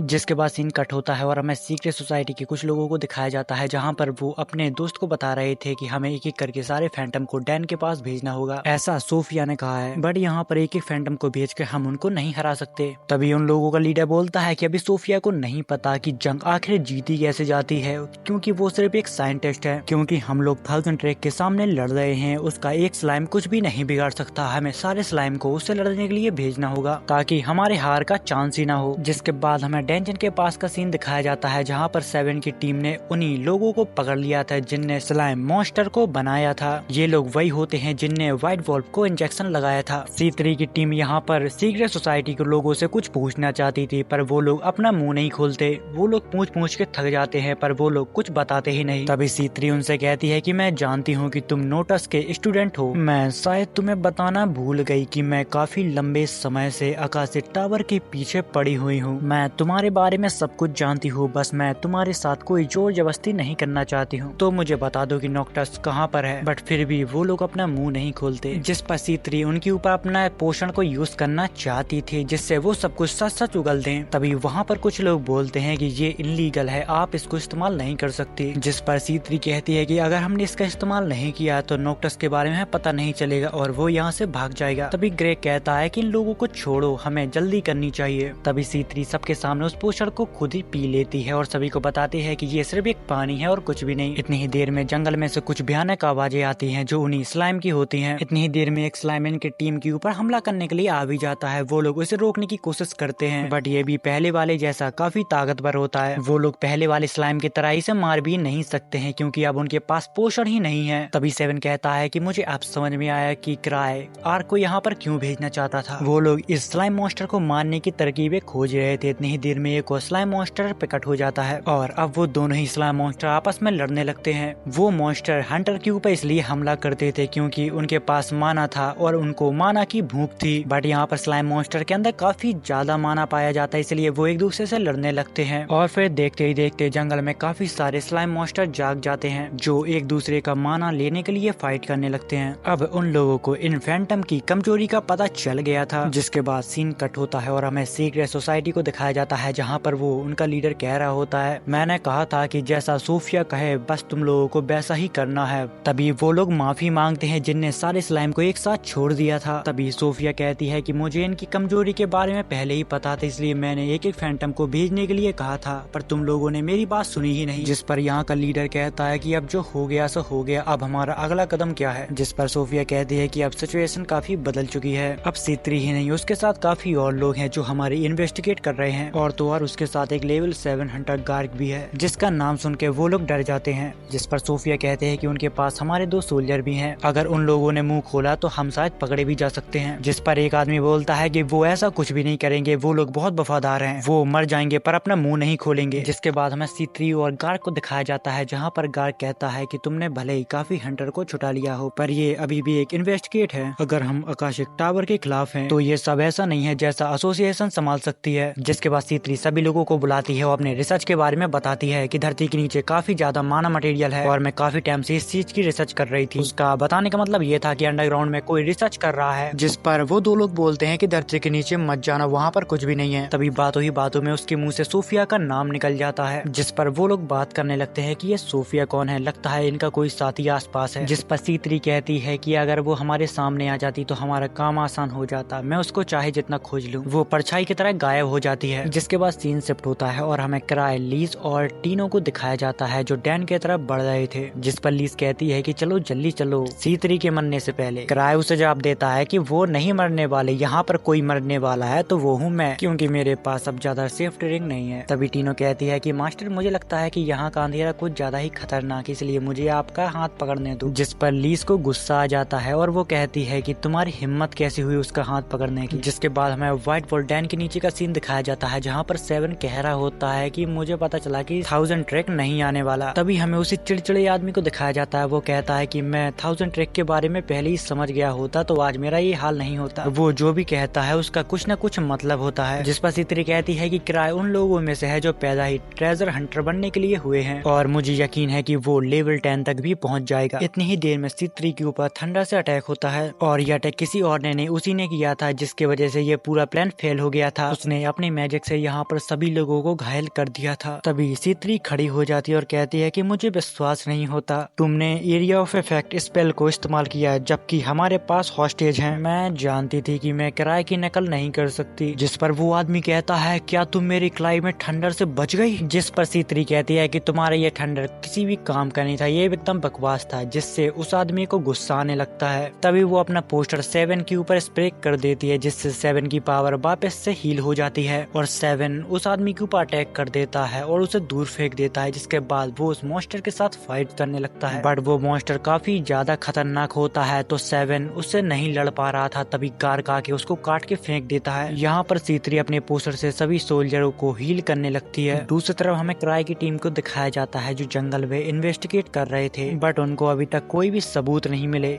दूसरी तरफ हमें गार्ड को दिखाया जाता है जो 7 के साथ मिलकर उसी मॉन्स्टर को मार रहा था। उसको लगता था कि एक ही बार में वो मॉन्स्टर मर जाएगा, पर वो मॉन्स्टर कुछ ज्यादा ही ताकतवर निकलता है। दूसरी तरफ सीक्रेट सोसाइटी अल्टीमेट वेपन को अपने मैदान में उतार देती है लड़ने के लिए। ग्रेग उसके साथ फाइट करता है, पर उसको फाइट करने में उस मॉन्स्टर से काफी ज्यादा दिक्कत हो रही थी। तभी दूसरी तरफ 7 भी फाइट के बीच घायल हो जाता है। उन सभी को लड़ने में यहाँ पर बहुत ज्यादा दिक्कत हो रही थी। इतनी ही देर में यहाँ पर लीज आ जाती है। आते ही वो काफी सारे मॉन्स्टरों को ढेर कर देती है। दूसरी तरफ हमें क्राई और टीनो को दिखाया जाता है जो अभी भी जंगल में भटक रहे थे। क्राई ने लीज को यहाँ से भेज दिया था डैन के पास ताकि वो उन सभी की मदद कर पाए। तभी टीनो को जंगल में आसपास किसी की प्रेजेंस महसूस हो रही थी, बट क्राई को यहाँ पर कुछ पता ही नहीं चलता और ये वही सीक्रेट सोसाइटी के लोग होते हैं जो यहाँ पर छुपकर उनको देख रहे थे। तभी क्राई कहता है कि टीनो क्या तुम इन्हें इग्नोर नहीं कर सकती। क्राई को लग रहा था कि ये तो आम बात है, जंगल में जानवर तो होते ही हैं, अगर यहाँ पर कुछ है तो तुम्हें उनके घर को ढूंढना होगा और उनसे माफी भी मांगनी होगी। तभी हमें पता चलता है कि क्राई बातों ही बातों में उसको कुछ बताना चाहता है, बट यहाँ पर उन लोगों को कुछ समझ में नहीं आ रहा था कि आखिर 1000 ट्रेक करना क्या चाहता है। जिसके बाद क्राई सारा काम टीनो को सौंप देता है। तभी हमें दूसरी तरफ दिखाया जाता है कि वो सभी लोग मिलकर उस नए मॉन्स्टर के ऊपर अटैक करते रहते हैं, पर उसको जैसे फर्क ही नहीं पड़ता। बट यहाँ पर लीज पक्षियों को मारने में कुछ ज्यादा ही बिजी होती है। जिसके बाद वो जाकर उस नए मॉन्स्टर के ऊपर अटैक करने लगती है, जहाँ पर उस टैंक को लीज के साथ लड़ने में काफी ज्यादा दिक्कत हो रही थी। मौके को देखकर 7 और ग्रेग भी उसका साथ देने लगते हैं। इतना सब होने के बाद उस मॉन्स्टर को जरा सी भी चोट नहीं लगती।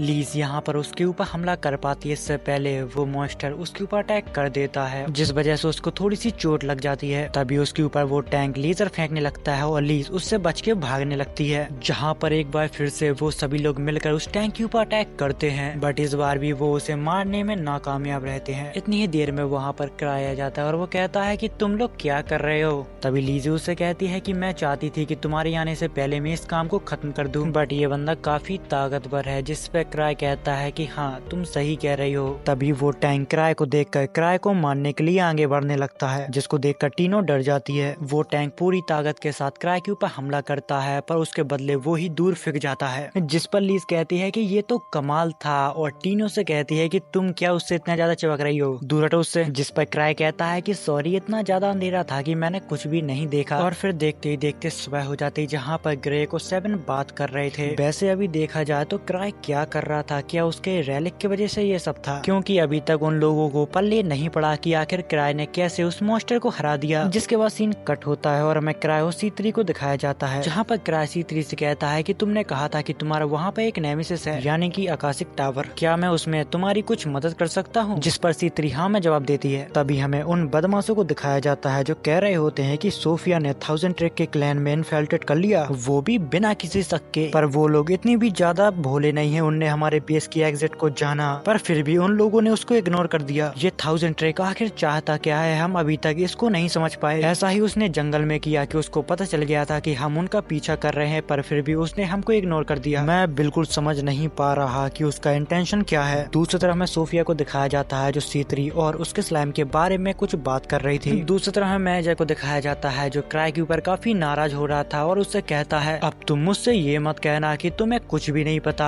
जिस पर क्राई हंसता है और कुछ भी नहीं कहता, क्योंकि उसका एक मामूली सा स्लाइम एक नेशनल लेवल मॉन्स्टर बन गया। हाँ, पर नॉक्टस ने उसके ऊपर कुछ एक्सपेरिमेंट किए जो एम्पायर के सबसे बड़े 3 में से एक क्राइम है, इसलिए सिटीजन को कोऑपरेट करना काफी ज्यादा जरूरी है, क्योंकि अगर उन्हें ऐसा नहीं किया तो चारों ओर अफरा तफरी मच जाएगी। तभी क्राई कहता है कि ये सब मुझसे नहीं पूछना चाहिए, तुम्हें ये सब C3 से पूछना चाहिए, क्योंकि वो इस बारे में मुझसे बहुत ज्यादा जानती है। दूसरी तरफ हमें वही गुंडों का ग्रोह दिखाया जाता है जो नटालिया को अपने साथ ले आए थे, जहाँ पर नटालिया डरते डरते उनसे कहती है कि तुम लोग कौन हो और मुझे यहाँ पर क्यों लाए हो। जहाँ पर उनका लीडर कहता है कि सोफिया अब तुम ये एक्टिंग बंद करो, हमारे पास ज्यादा टाइम नहीं है, हम इम्पेरियल कैपिटल से जल्दी यहाँ से निकल जाएंगे। जहाँ पर नटालिया उनसे कहती है कि सोफिया तुम लोग मुझे गलत समझ रहे हो, मेरा नाम तालिया वार्डमान है। जहाँ पर उनमें से एक आदमी बोलता है क्या उसने अपने आप को बदल लिया ताकि 1000 ट्रेक उसको ना पहचान पाए। तभी यहाँ पर एक मॉन्स्टर भी होता है जो तालिया को काफी नफरत की नजरों से देख रहा था। इतनी ही देर में यहाँ पर सोफिया आ जाती है, जहाँ पर सोफिया कहती है कि मुझे देर होगी, मुझे माफ करना। जहाँ पर तालिया और सोफिया दोनों ही एक जैसी दिखती हैं, बट यहाँ पर बॉडी लैंग्वेज में थोड़ी फर्क है। जहाँ पर वो लीडर कहता है कि सोफिया तुम ये सब देख के काफी हैरान नहीं हो। जिस पर सोफिया जवाब देती है कि मास्टर ये थोड़ा अलग है, वो नहीं जो मुझ जैसी लगती है वो मैं हूँ, और हाँ प्लीज ये मत कहना कि हम दोनों ही सिमिलर हैं। बट यहाँ पर उन दोनों को देखकर वहाँ के सभी लोग हैरान होते हैं, क्योंकि वो दोनों ही एक जैसी लग रही थी। बट यहाँ पर मास्टर को उन दोनों की बातें सुनकर वो सोफिया को देखकर सिर घूम रहा था, जहाँ पर वो अपने बाल निकाल के फेंक देती है और कहती है कि हम जो अक्सर चीज देखते हैं वो वैसी नहीं होती है, और दरअसल ये C3 होती है जो अपनी प्लानिंग के साथ इनका साथ दे रही थी और सही मौके पे इन सबको पकड़ना चाहती थी। जिसको सुनकर यहाँ के लीडर के होश उड़ जाते हैं कि कोई आखिर इतना कैसे शातिर हो सकता है कि उसके बारे में हमें हवा ही ना लगे। यहाँ पर C3 ने उन लोगों की मदद लेकर उनका ही प्लान चौपट कर दिया और अब उनको ही पकड़ लिया, क्योंकि मास्टर के पास सब कुछ था, एक्सपेंसिव इक्विपमेंट से लेकर माना मटेरियल तक। पर अब तुम लोगों का वक्त खत्म हो गया है। क्या तुमने कभी सोचा कि किराए ने इतने वक्त तक तुम्हें कैसे भ्रम में बनाए रखा? जिस पर यहाँ का लीडर कहता है कि 1000 ट्रैक को सब कुछ पता था कि आखिर यहाँ पर क्या चल रहा है। जिस पर C3 कहती है कि मुझे गलत मत समझना, पर मैंने किसी भी चीज को लीक नहीं किया, पर किराए सब कुछ देख सकता है। किराए बहुत ही काइंड इंसान है, जब तक मैं गई तब तक उसने सब कुछ सेट कर दिया था। तो बस असली बात तो ये है कि अभी तक जो सब भी हुआ है वो सब किराए ने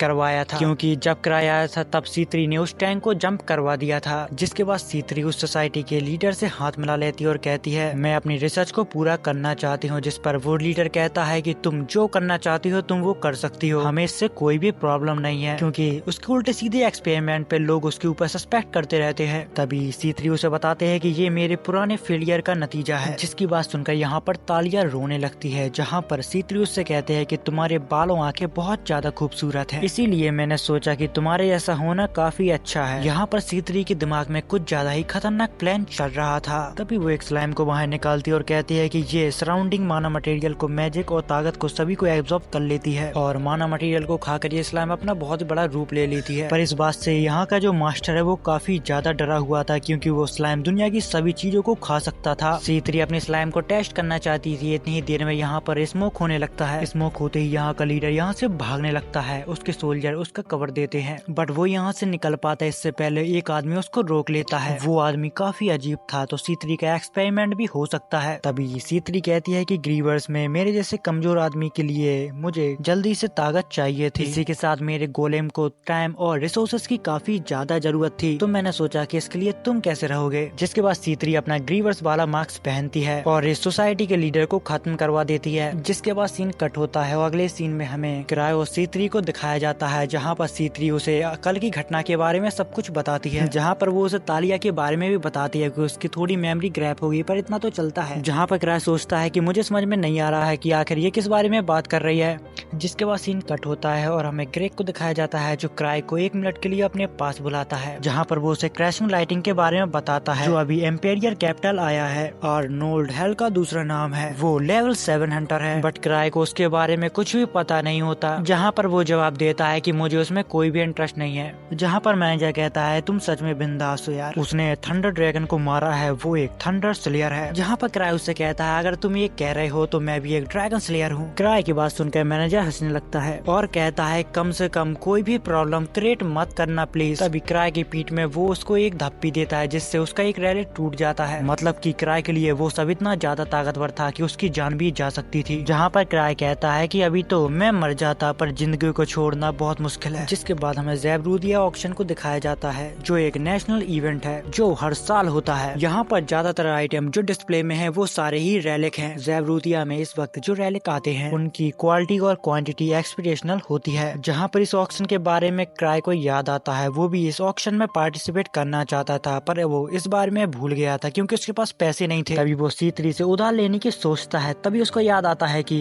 पहले भी C3 से पैसे लिए थे, वो पैसे अभी तक उसने लौटाए नहीं। इतनी ही देर में उसके पास एक लड़की आती है और वो कहती है कि मैं हमेशा रिकेप्शन डेस्क पर रहती हूँ। तभी उसको याद आता है कि अरे हाँ, वो तो ग्रेग के नीचे है। जहाँ पर वो लड़की कहती है कि अंकल काफी खुश दिख रहे थे, उनके साथ कुछ हुआ है क्या? किराए उसे बताता है इतना तो मुझे नहीं पता, वो शायद ड्रैगन स्लेयर के बारे में बात कर रहे थे। जिस पर वो लड़की खुश हो जाती है और कहती है कि वो आर्नोल्ड है, फीलिंग फ्रॉग का। इतनी ही देर में यहाँ पर C3 आ जाती है, जिसके बाद वो C3 यहाँ से चले जाते हैं। वो लोग एवा के पास पहुँचते हैं और उसको एक नया जानवर दिखाते हैं जिसे C3 ने अपने एक्सपेरिमेंट से बनाया था, और ये एनिमल वही होता है जो कुछ देर पहले फाइट में हमें जंग के मैदान में देखे थे। C3 ने अपने एक्सपेरिमेंट से उसको काफी छोटा कर दिया। जैसे ही वो एनिमल क्राई के नजदीक आता है तो क्राई उसको अपने हाथ में ले लेता है और थोड़ी देर बाद एक एक करके उसके सारे रेलिक टूटने लगते हैं। वो जब अपने रेलिक को देखता है तो उसके सारे ही रेलिक टूट चुके थे, अब उसके पास सिर्फ एक ही लाइफ बची थी। वो तो सही टाइम पे C3 ने एनिमल को वापस ले लिया था। तभी क्राई सोचने लगता है कि तुमने कहा था कि ये मुझे कोई भी नुकसान नहीं पहुंचाएगा, तो फिर ये सब क्या है, या तो फिर इसका मतलब ये है कि ये सिर्फ मेरे साथ खेल रहा था या फिर ये मुझे नुकसान पहुंचाना चाहता है, इसलिए इस तरीके से इसको अपने पास रखना खतरनाक होगा। ये जानवर तो मुझे खेल खेल में मार ही देगा, इसलिए पहले मुझे अपने रेलिक के माना को चार्ज करना होगा। तभी वो C3 से पूछने लगता है क्या तुम्हें पता है कि लूसिया कब वापस आएगी, जिस पर वो कहते हैं कि मुझे लगता है कि उसको थोड़ा समय और लगेगा। जिसके बाद C3 क्राई की मसाज करने लगती है, बट वो यहाँ पर कुछ ज्यादा ही खतरनाक तरीके से उसको मसाज दे रही थी। कुछ देर बाद उनको स्टारलाइट के 2 मेंबर मिलते हैं, जहाँ पर उनका नाम लैपिस और क्रिश होता है। तभी उनमें से एक लड़की कहती है कि ऐसे क्या देख रहे हो कमजोर इंसान, लैपिस वहाँ पर खड़ी हुई है और तुमने अभी तक उसको हेलो भी नहीं किया। स्टारलाइट पार्टी अभी अभी इस किंगडम में आई है, इसलिए वो नहीं जानती कि क्राई आखिर कौन है। तभी लैपिस कहती है कि भले ही वो भी एक बेवकूफ इंसान हो, पर वो इस क्लैन का लीडर है। जिस पर क्रिस कहती है कि सोचना मुश्किल है कि ये आदमी लूसिया का बड़ा भाई है, ये बिल्कुल असंभव लगता है। जहाँ पर हमें पता चलता है कि स्टारलाइट एक रियर पार्टी है जो नोबल स्पेंट नाम के सब रेस से बनी हुई है। ये लोग अपनी लंबी उम्र और बेहतर मैजिक स्किल के नाम से जाने जाते हैं। इतनी ही देर में मेरिटा जो 7 की टीम की एक मेंबर होती है, वो क्राई की रेलिक चार्ज करने के लिए आगे आती है। हालांकि उसको इतना अच्छा चार्ज करना तो नहीं आता, पर वो इसको एक बार ट्राई करना चाहती है। मेरिटा यहाँ पर अपनी पूरी कोशिश करके 1-2 रेलिक को चार्ज करती है, पर उसके बाद वो यहाँ पर बेहोश हो जाती है, क्योंकि रेलिक को चार्ज करने में काफी ज्यादा माना लगता है। जिसके बाद C3 उन सभी को यहाँ पर कुछ ज्यादा ही मोटिवेट कर देती है, जिसके बाद सभी लोग माना को लगा के रेलिक को चार्ज करने लगते हैं। दूसरी तरफ हमें आर को दिखाया जाता है जो नोबल के साथ पार्टी कर रहा था। इतनी ही देर में वहाँ पर लेडी क्लियर आ जाती है। दूसरी तरफ हमें क्राई, टीनो और C3 को दिखाया जाता है जो लीज के रूम में बैठकर उसके इंतजार कर रहे थे। तभी C3 टीनो के पास जाती है और उससे कहती है क्या तुम्हारी बहन ने तुम्हारे साथ कुछ ज्यादा ही बुरा सलूक किया है। बट यहाँ पर टीनो को C3 की बातों से काफी डर लग रहा था, जिस पर वो मास्टर कहने लगती है। तभी क्राई C3 से कहता है कि तुम उसको छोड़ दो, तुम उसके साथ ऐसा मजाक मत करो। बट यहाँ पर लीज को पता नहीं होता कि वो सभी लोग उसके रूम में उसका इंतजार कर रहे हैं, जिस वजह से वो बिना ही क्लॉथ की बाहर आ जाती है। तभी क्राई भी उसको देख लेता है। तभी C3 फटाक से क्राई की आंखों को बंद कर देती है और कहती है कि तुम अंदर जाओ, तुम ऐसे कभी भी बाहर मत आया करो। यहाँ पर टीनो उसको टॉवल देने की कोशिश करती है, पर यहाँ पर हमें पता चलता है कि लीज ने ये सब जानबूझ के किया था। तभी लीज क्राई से कहती है कि तुम्हें कुछ चाहिए है क्या। तभी क्राई कहता है कि मैं सोच रहा था कि C3 अगर सेफ लौट आई तो हम उसके साथ सेलिब्रेट करेंगे। तब इस बात से लीज खुश हो जाती है और क्राई को झप्पी देना चाहती है, पर C3 ऐसा होने नहीं देती,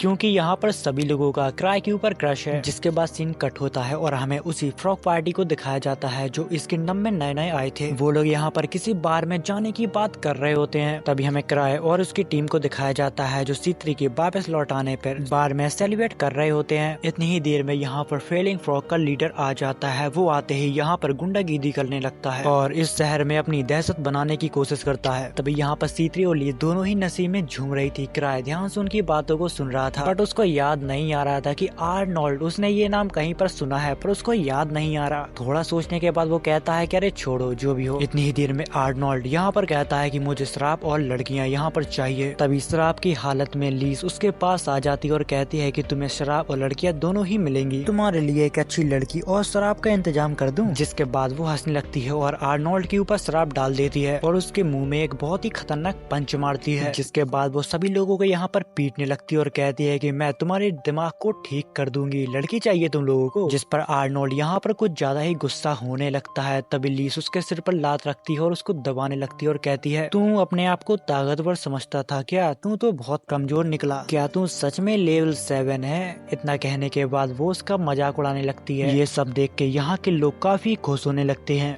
जिसके बाद हमें 3 साल पहले का सीन दिखाया जाता है जहाँ पर लियोक एक लड़की को तलवार चलाना सिखा रहा था। उसी के साथ वो उसे ये भी बता रहा था कि मैं दुनिया का सबसे खतरनाक स्वॉर्डमैन हूँ। लियोक हमेशा लकड़ी के तलवार को इस्तेमाल करता है, फिर भी कोई भी उसका सामना नहीं कर पाता। जिसके बाद वो लड़की हंटर बनने के एग्जाम में फेल हो जाती है। अब वो एसोसिएशन में सभी हंटर के ऊपर नजर रखती है और ये वही लड़की होती है जो कुछ समय पहले क्राई के पास आई थी, जो रिसेप्शनिस्ट का काम करती है। जिसके बाद हमें क्राई को दिखाया जाता है जो आर्नोल्ड के बारे में सोच रहा था और कहता है कि तभी तो मुझे लग रहा था कि ये नाम मैंने कहीं न कहीं तो सुना है। जिसके बाद हमें आर्नोल्ड की टीम को दिखाया जाता है जो कह रहे होते हैं कि उस औरत को छोड़ो, वो माफी के लायक नहीं है। जिस पर आर्नोल्ड कहता है कि जो भी हो, पर वो काफी स्ट्रॉन्ग है और हम इसको ऐसे खत्म नहीं होने दे सकते। जहाँ पर आर्नोल्ड और उसकी टीम को लीज से अपना बदला लेना था। जिसके बाद वो लोग हंटर एसोसिएशन में लीज की कंप्लेंट करने के लिए चले जाते हैं, बट यहाँ के रिसेप्शनिस्ट उनकी कंप्लेंट को रिजेक्ट कर देती है और कहती है कि बार में तुम तुम लोगों ने पहले झगड़ा शुरू किया था। तभी आर्नोल्ड उससे कहता है कि ठीक है, पर मुझे उस लड़की का नाम चाहिए। तभी यहाँ पर ग्रेक आ जाता है और वो कहता है कि उसका नाम लीज स्मार्ट है और मैंने सुना कि तुम्हारे आते ही तुमने काफी मुसीबत खड़ी कर दी थी। चलो इस बात को जाने दो, मैंने उसके गार्डियन को वार्न किया था कि वो ऐसा दोबारा ना करे, पर शायद अब मुझे लगता है कि वो गार्डियन उसको बताना ही भूल गया, क्योंकि वो एक नंबर का भुलक्कड़ है। यहाँ पर गार्ड क्राई के बारे में बात कर रहा था। गार्ड उनको बताता है कि क्राई एक लेवल 8 का हंटर है। लेवल 8 का सुनते ही उन सभी लोगों की हवा टाइट हो जाती है। अगर तुम प्रॉमिस करो कि तुम लोग ऐसा फिर दोबारा नहीं करोगे तो क्राई शायद तुम्हें छोड़ देगा। इस बात से टीम के लीडर आर्नोल्ड को काफी ज्यादा गुस्सा आता है, जिस पर ग्रेग कहता है कि इस बात को एक्सेप्ट करना या ना करना वो तुम्हारे ऊपर है। इतना कहने के बाद वो यहाँ से चला जाता है। थोड़ी देर बाद यहाँ पर आर्नोल्ड कहता है कि सब लोग रेडी हो जाओ, हमारा अपोनेंट 1000 ट्रैक है। दूसरी तरफ हमें आर्नोल्ड की पार्टी को दिखाया जाता है जो क्राई से लड़ने के लिए काफी सारी जानकारी को इकट्ठा कर रहे थे, जहाँ पर लोग उन्हें बताते हैं कि मैं तो ये समझता हूँ कि 1000 ट्रैक फ्यूचर देख सकता है, और जहाँ पर कुछ लोग बताते हैं कि मैंने तो ये भी सुना है कि वो बिना किसी की मदद से अकेला ही लेवल 8 तक पहुँचा है। और ये सब होते हुए टीनो भी देख लेती है। तभी वो बीच में आती है और कहती है कि मेरे मास्टर एक देवता है। जिसके बाद आर्नोल्ड की टीम थक हार कर वापस से अपने घर लौट आती है, जहाँ पर वो कहते हैं कि यहाँ के किसी भी इंसान से पूछो तो वो क्राई के बारे में एक अपनी अलग ही राय बताता है। वैसे भी वो एक मिस्ट्री आदमी है और हाल फिलहाल में वो मिशन में बहुत ही कम ही शामिल होता है और सब कुछ अपने दोस्तों के ऊपर छोड़ देता है। और यहाँ के लोगों का कहना तो ये था कि उसने एक जायंट गोलेम को अपनी वेल पावर से ही उड़ा दिया था, जिस पर आर्नोल्ड कहता है कि सब बकवास है, वो लोग सच्चाई को नहीं जानते इसलिए कहानियां बना देते हैं, या फिर वो कभी भी ऐसे आदमी को नहीं मिला जो उसकी एबिलिटी और पावर को मैच करता हो, इसलिए हमेशा सब कुछ वो अपने दोस्तों के ऊपर छोड़ देता है। अगर ऐसा नहीं हुआ तो वो एक कमजोर इंसान है, पर वो मुझे नहीं हरा सकता जो अपनी पावर और मेहनत से लेवल 7 तक पहुंचा हो। जिसके बाद आर्नोल्ड क्राई के साथ फाइट करने का सोचने लगता है। जिसके बाद हमें क्राई को दिखाया जाता है जो अपने बालकनी में बढ़िया हवा ले रहा था। इतनी ही देर में वहाँ पर टीनो आती है और वो कहती है, मास्टर जब मैंने आसमान की तरफ देखा तब मुझे आपका चेहरा दिखाई दिया और आप वहाँ पर मुस्कुरा रहे थे। जिस पर क्राई कहता है क्योंकि तुम मुझे नीचे से देख रही थी। जहाँ पर क्राई टीनो को बताता है कि मेरे ऊपर 1 करोड़ का कर्जा है और मेरे पास चुकाने का कोई भी रास्ता नहीं है, और ये कर्जा मैंने C3 से लिया था। इसीलिए उसने कहा था कि अगर उसे उसका कर्जा क्लियर करना हो तो उसको C3 से शादी करनी पड़ेगी। शादी का नाम सुनते ही टीनो को यहाँ पर बहुत ही खतरनाक एक झटका लगता है। शादी ये तुम नहीं कर सकते, मैं इस तरह अपने मास्टर को किसी और के लिए नहीं छोड़ सकती।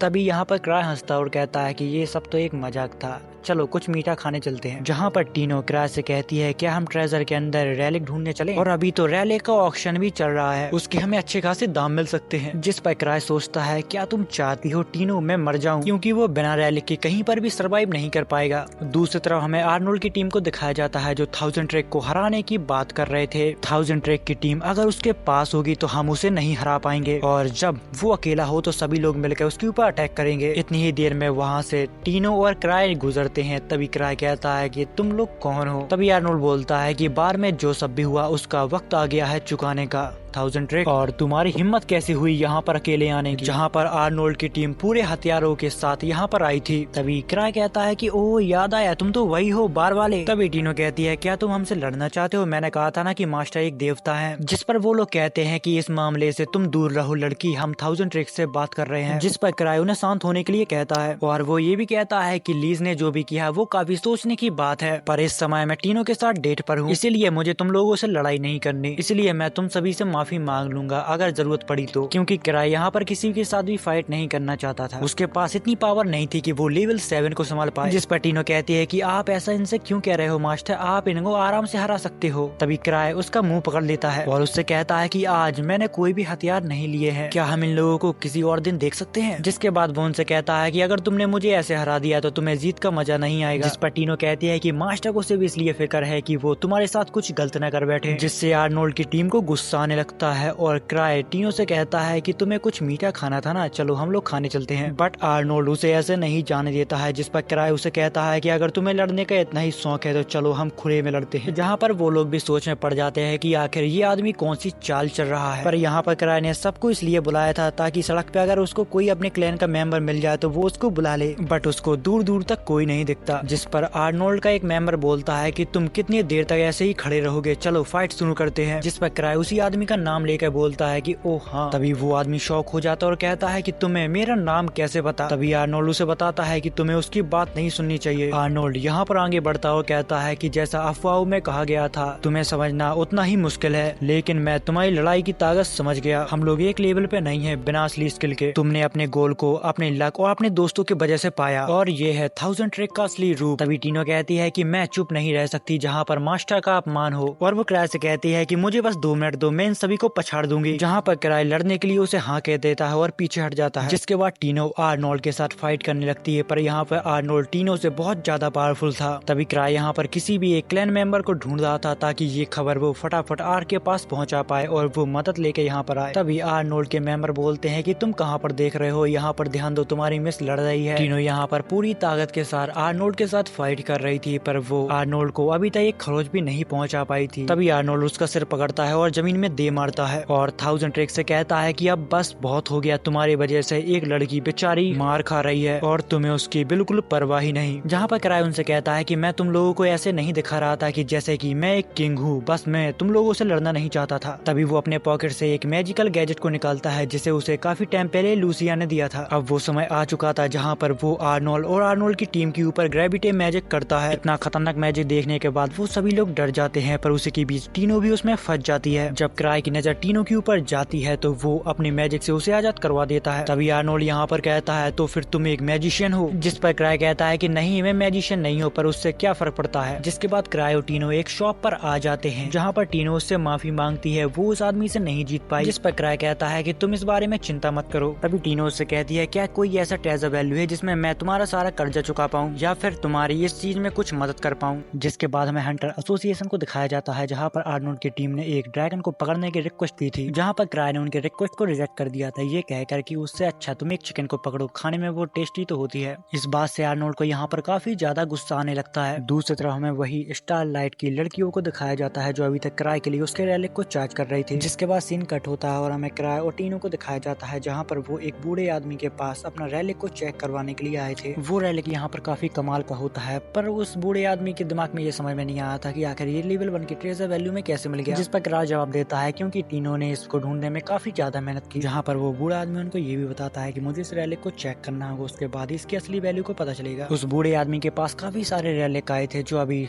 ऑक्शन में जाने वाले थे, जिसको देखने के लिए क्राई उन बूढ़े आदमी से रिक्वेस्ट करने लगता है। थोड़ी देर रिक्वेस्ट करने के बाद वो बूढ़ा आदमी उसे रैलिक देखने के लिए हाँ कह देता है। जिसके बाद वो बूढ़ा आदमी टीनो के साथ काफी सारी बातें करता है क्योंकि उसे देखकर उसे अपनी पोती की याद आती है। दूसरी तरफ क्राई सभी रैलिकों को देख रहा था, तभी उसको एक मार्क्स मिलता है। उसको लगता है कि उसके पास एक पहले मार्क्स था जिससे वो अपना रूप बदल लिया करता था, वैसा ही शायद ये भी काम करता हो, इसलिए वो इसको खरीदना चाहता था। जिसके बाद वो उस बूढ़े आदमी से कहता है कि जिसने ये तुम्हें मार्क्स दिया है मैं उस आदमी से डायरेक्ट डील करना चाहता हूँ। जिसके बाद सीन शिफ्ट होता है और वो दोनों गार्डन में बैठे होते हैं। वो उन्हीं का इंतजार कर रहे थे जिसका वो मार्क्स है। क्राई के पास उसे खरीदने के पैसे नहीं है, फिर भी वो उस मार्क्स को लेना चाहता है। अब यहाँ पर वो भी सोच में था कि आखिर मैं किससे कर्जा लूं, क्योंकि C3 से तो वो पहले ही कर्जा लेके बैठा है, लीस उसे कर्जा नहीं देगी। वो ये सोचते सोचते बस टहल ही रहा था, इतनी देर में उसको आर्क दिखता है। अभी हमें उस लड़की को भी दिखाया जाता है जो कुछ समय पहले हमें एक एपिसोड में दिखी थी, जिसका नाम क्या था वो तो मुझे याद नहीं। वो लड़की यहाँ पर आर्क के ऑफिस को देखने आई थी। तभी उस लड़की की नजर यहाँ पर क्राई और टीनो पर जाती है, जहाँ पर उसको लगता है कि कुछ लोग बस उसको देख रहे हैं। जिस पर वो कहती है कि ऐसे क्या देख रहे हो, चलो निकलो यहाँ से। इस पर टीनो यहाँ पर उसके ऊपर गुस्सा होने लगती है। तभी आर्क क्राई को उस लड़की से इंट्रोड्यूस करवाता है और कहता है कि इसका नाम क्लेयर है, और वो उस लड़की को भी बताता है कि ये हमारे क्लैन का मास्टर है। जिस पर क्लेयर कहती है कि तुम हो 1000 ट्रिक, मेरे पापा अक्सर तुम्हारे बारे में बात करते हैं, दिखने में तुम काफी वीक लगती हो, पर मुझे तुम्हारे लेवल के ऊपर विश्वास नहीं होता कि तुम्हारा लेवल 8 है, वो आर्क से ज्यादा कैसे है। मुझे लगता है कि हंटर एसोसिएशन काफी गिर गई है। बट इस बात से क्राई को बिल्कुल भी बुरा नहीं लगता, वो बस हंस रहा था। जिस पर वो लड़की कहती है कि तुम्हारी कोई सेल्फ रिस्पेक्ट नहीं है क्या। जिस पर क्राई उसे जवाब देता है कि तुम्हारी परवरिश अच्छी नहीं हुई है और उसी के साथ तुम में तमीज की भी काफी कमी है। जिसकी बात सुनकर क्लियर यहाँ पर काफी सोच में पड़ जाती है। जिसके बाद सीन शिफ्ट होता है जहाँ पर क्राई आर्क से कहता है कि तुम बिल्कुल सही वक्त पे आए हो, क्या तुम्हारे पास पैसे हैं। तभी आर्क उसकी बातों पे हंसने लगता है और कहता है कि मैं तुम्हें अब उधार नहीं देने वाला, तुम्हें जरूर कोई नया रैलिक पसंद आ गया होगा और तुम उसे खरीदना चाहते होगे, मुझे पता है। यहाँ पर सभी लोग क्राई की बातों को सुन लेते हैं और उनको लगता है कि कोई नया रैलिक क्राई को पसंद आया है और लगता है कि वो बहुत ज्यादा ताकतवर है। और ये खबर बहुत ही जल्दी पूरे किंगडम में फैल जाती है कि क्राई को एक रैलिक पसंद आया और लगता है कि वो रैलिक बहुत ज्यादा ताकतवर है। बट यहाँ पर आर्क उसको पैसे तो नहीं देता। जिसके बाद क्राई C3 के पास चला जाता है और C3 उससे कहती कहती है कि मैंने काफी सारे मटेरियल को बेच के काफी सारे पैसे इकट्ठे कर लिए हैं, चिंता मत करो, हम उस रैलिक को ले लेंगे। जिसके बाद सीन कट होता है और हमें उस रैलिक के ओनर को दिखाया जाता है जो आर्नोल्ड होता है। इसको देखकर क्राइव काफी हैरान होता है कि उस मार्क्स का इसको ही निकलना था ओनर। तभी आर्नोल्ड टीम का एक मेंबर बोलता है कि वो मार्क्स काफी ज्यादा रियल है, वो हम अपने देश से लाए थे। तभी आर्नोल्ड उनको बताता है कि हमें तो अभी ये भी नहीं पता कि आखिर इस मार्क्स का क्या उपयोग है। अगर 1000 ट्रैक इसे खरीदना चाहता है तो उसमें कुछ न कुछ तो खास बात होगी, बता मुझे इस चीज का आखिर उपयोग क्या है। बट क्राई यहाँ पर उसको बताने से मना कर देता है और उससे ये कहता है कि मेरी मानो तो ये चीज काफी खतरनाक है और इसको इस्तेमाल करते ही तुम्हारे ऊपर देश का कानून लग जाएगा। जिस पर आर्नोल्ड सोचता है कि क्राई जानबूझकर ये मार्क्स मेरे पास छोड़ना चाहता है, क्या पता ये मार्क्स वाकई काफी खतरनाक हो। जिसके बाद आर्नोल्ड यहाँ पर समझ जाता है और वो कहता है कि इसकी कीमत 10 मिलियन गिल्ड कॉइन है, तुम अगर लेना चाहते हो तो ले सकते हो। तभी C3 उसके सामने बहुत सारे कॉइन को रख देती है और कहती है कि तो फिर ठीक है, ये रैलिक अब से मेरा हुआ। जिसके बाद यहाँ पर बहुत सारे लोग आ जाते हैं उस रैलिक को खरीदने के लिए, क्योंकि सभी लोगों ने सुना था क्योंकि वो रैलिक काफी ज्यादा ताकतवर है और यहाँ पर सभी आदमी एक दूसरे से ज्यादा बढ़ के बोली लगा रहे थे। इतनी ही देर में यहाँ पर क्लियर भी आ जाती है और वो कहती है कि मुझे लगता है कि ये रैलिक सबसे ज्यादा पावरफुल है, इसलिए इसे तो मैं ही खरीद के जाऊंगी और आर को गिफ्ट दूंगी। जिसके बाद क्राई वापस से अपने ऑफिस में लौट आता है और एवा को आज के बारे में सब कुछ बताता है। और फिर थोड़ी देर में यहाँ पर C3 आती है, वो क्राई के सामने बहुत सारे पैसों को रखती है और कहती है कि अब हम उस रैली को खरीद लेंगे। C3 ने क्राई और अपनी शादी के लिए जो पैसे बचाए थे वो सारी पैसे ले आती है जो 800 मिलियन गिल्ड कॉइन होते हैं। बट यहाँ पर क्राई को पता था कि वो मार्क्स किसी भी काम का नहीं, वो बस एक बेकार रैलिक है। और फिर इसी के साथ ये सीजन कंप्लीट होता है। तो फिर आप लोग लाइक और सब्सक्राइब कर देना, इससे जो खुशी मिलती है वो नेक्स्ट लेवल होती है। तो फिर मैं चला दूसरी वीडियो बनाने, तब तक के लिए बाय।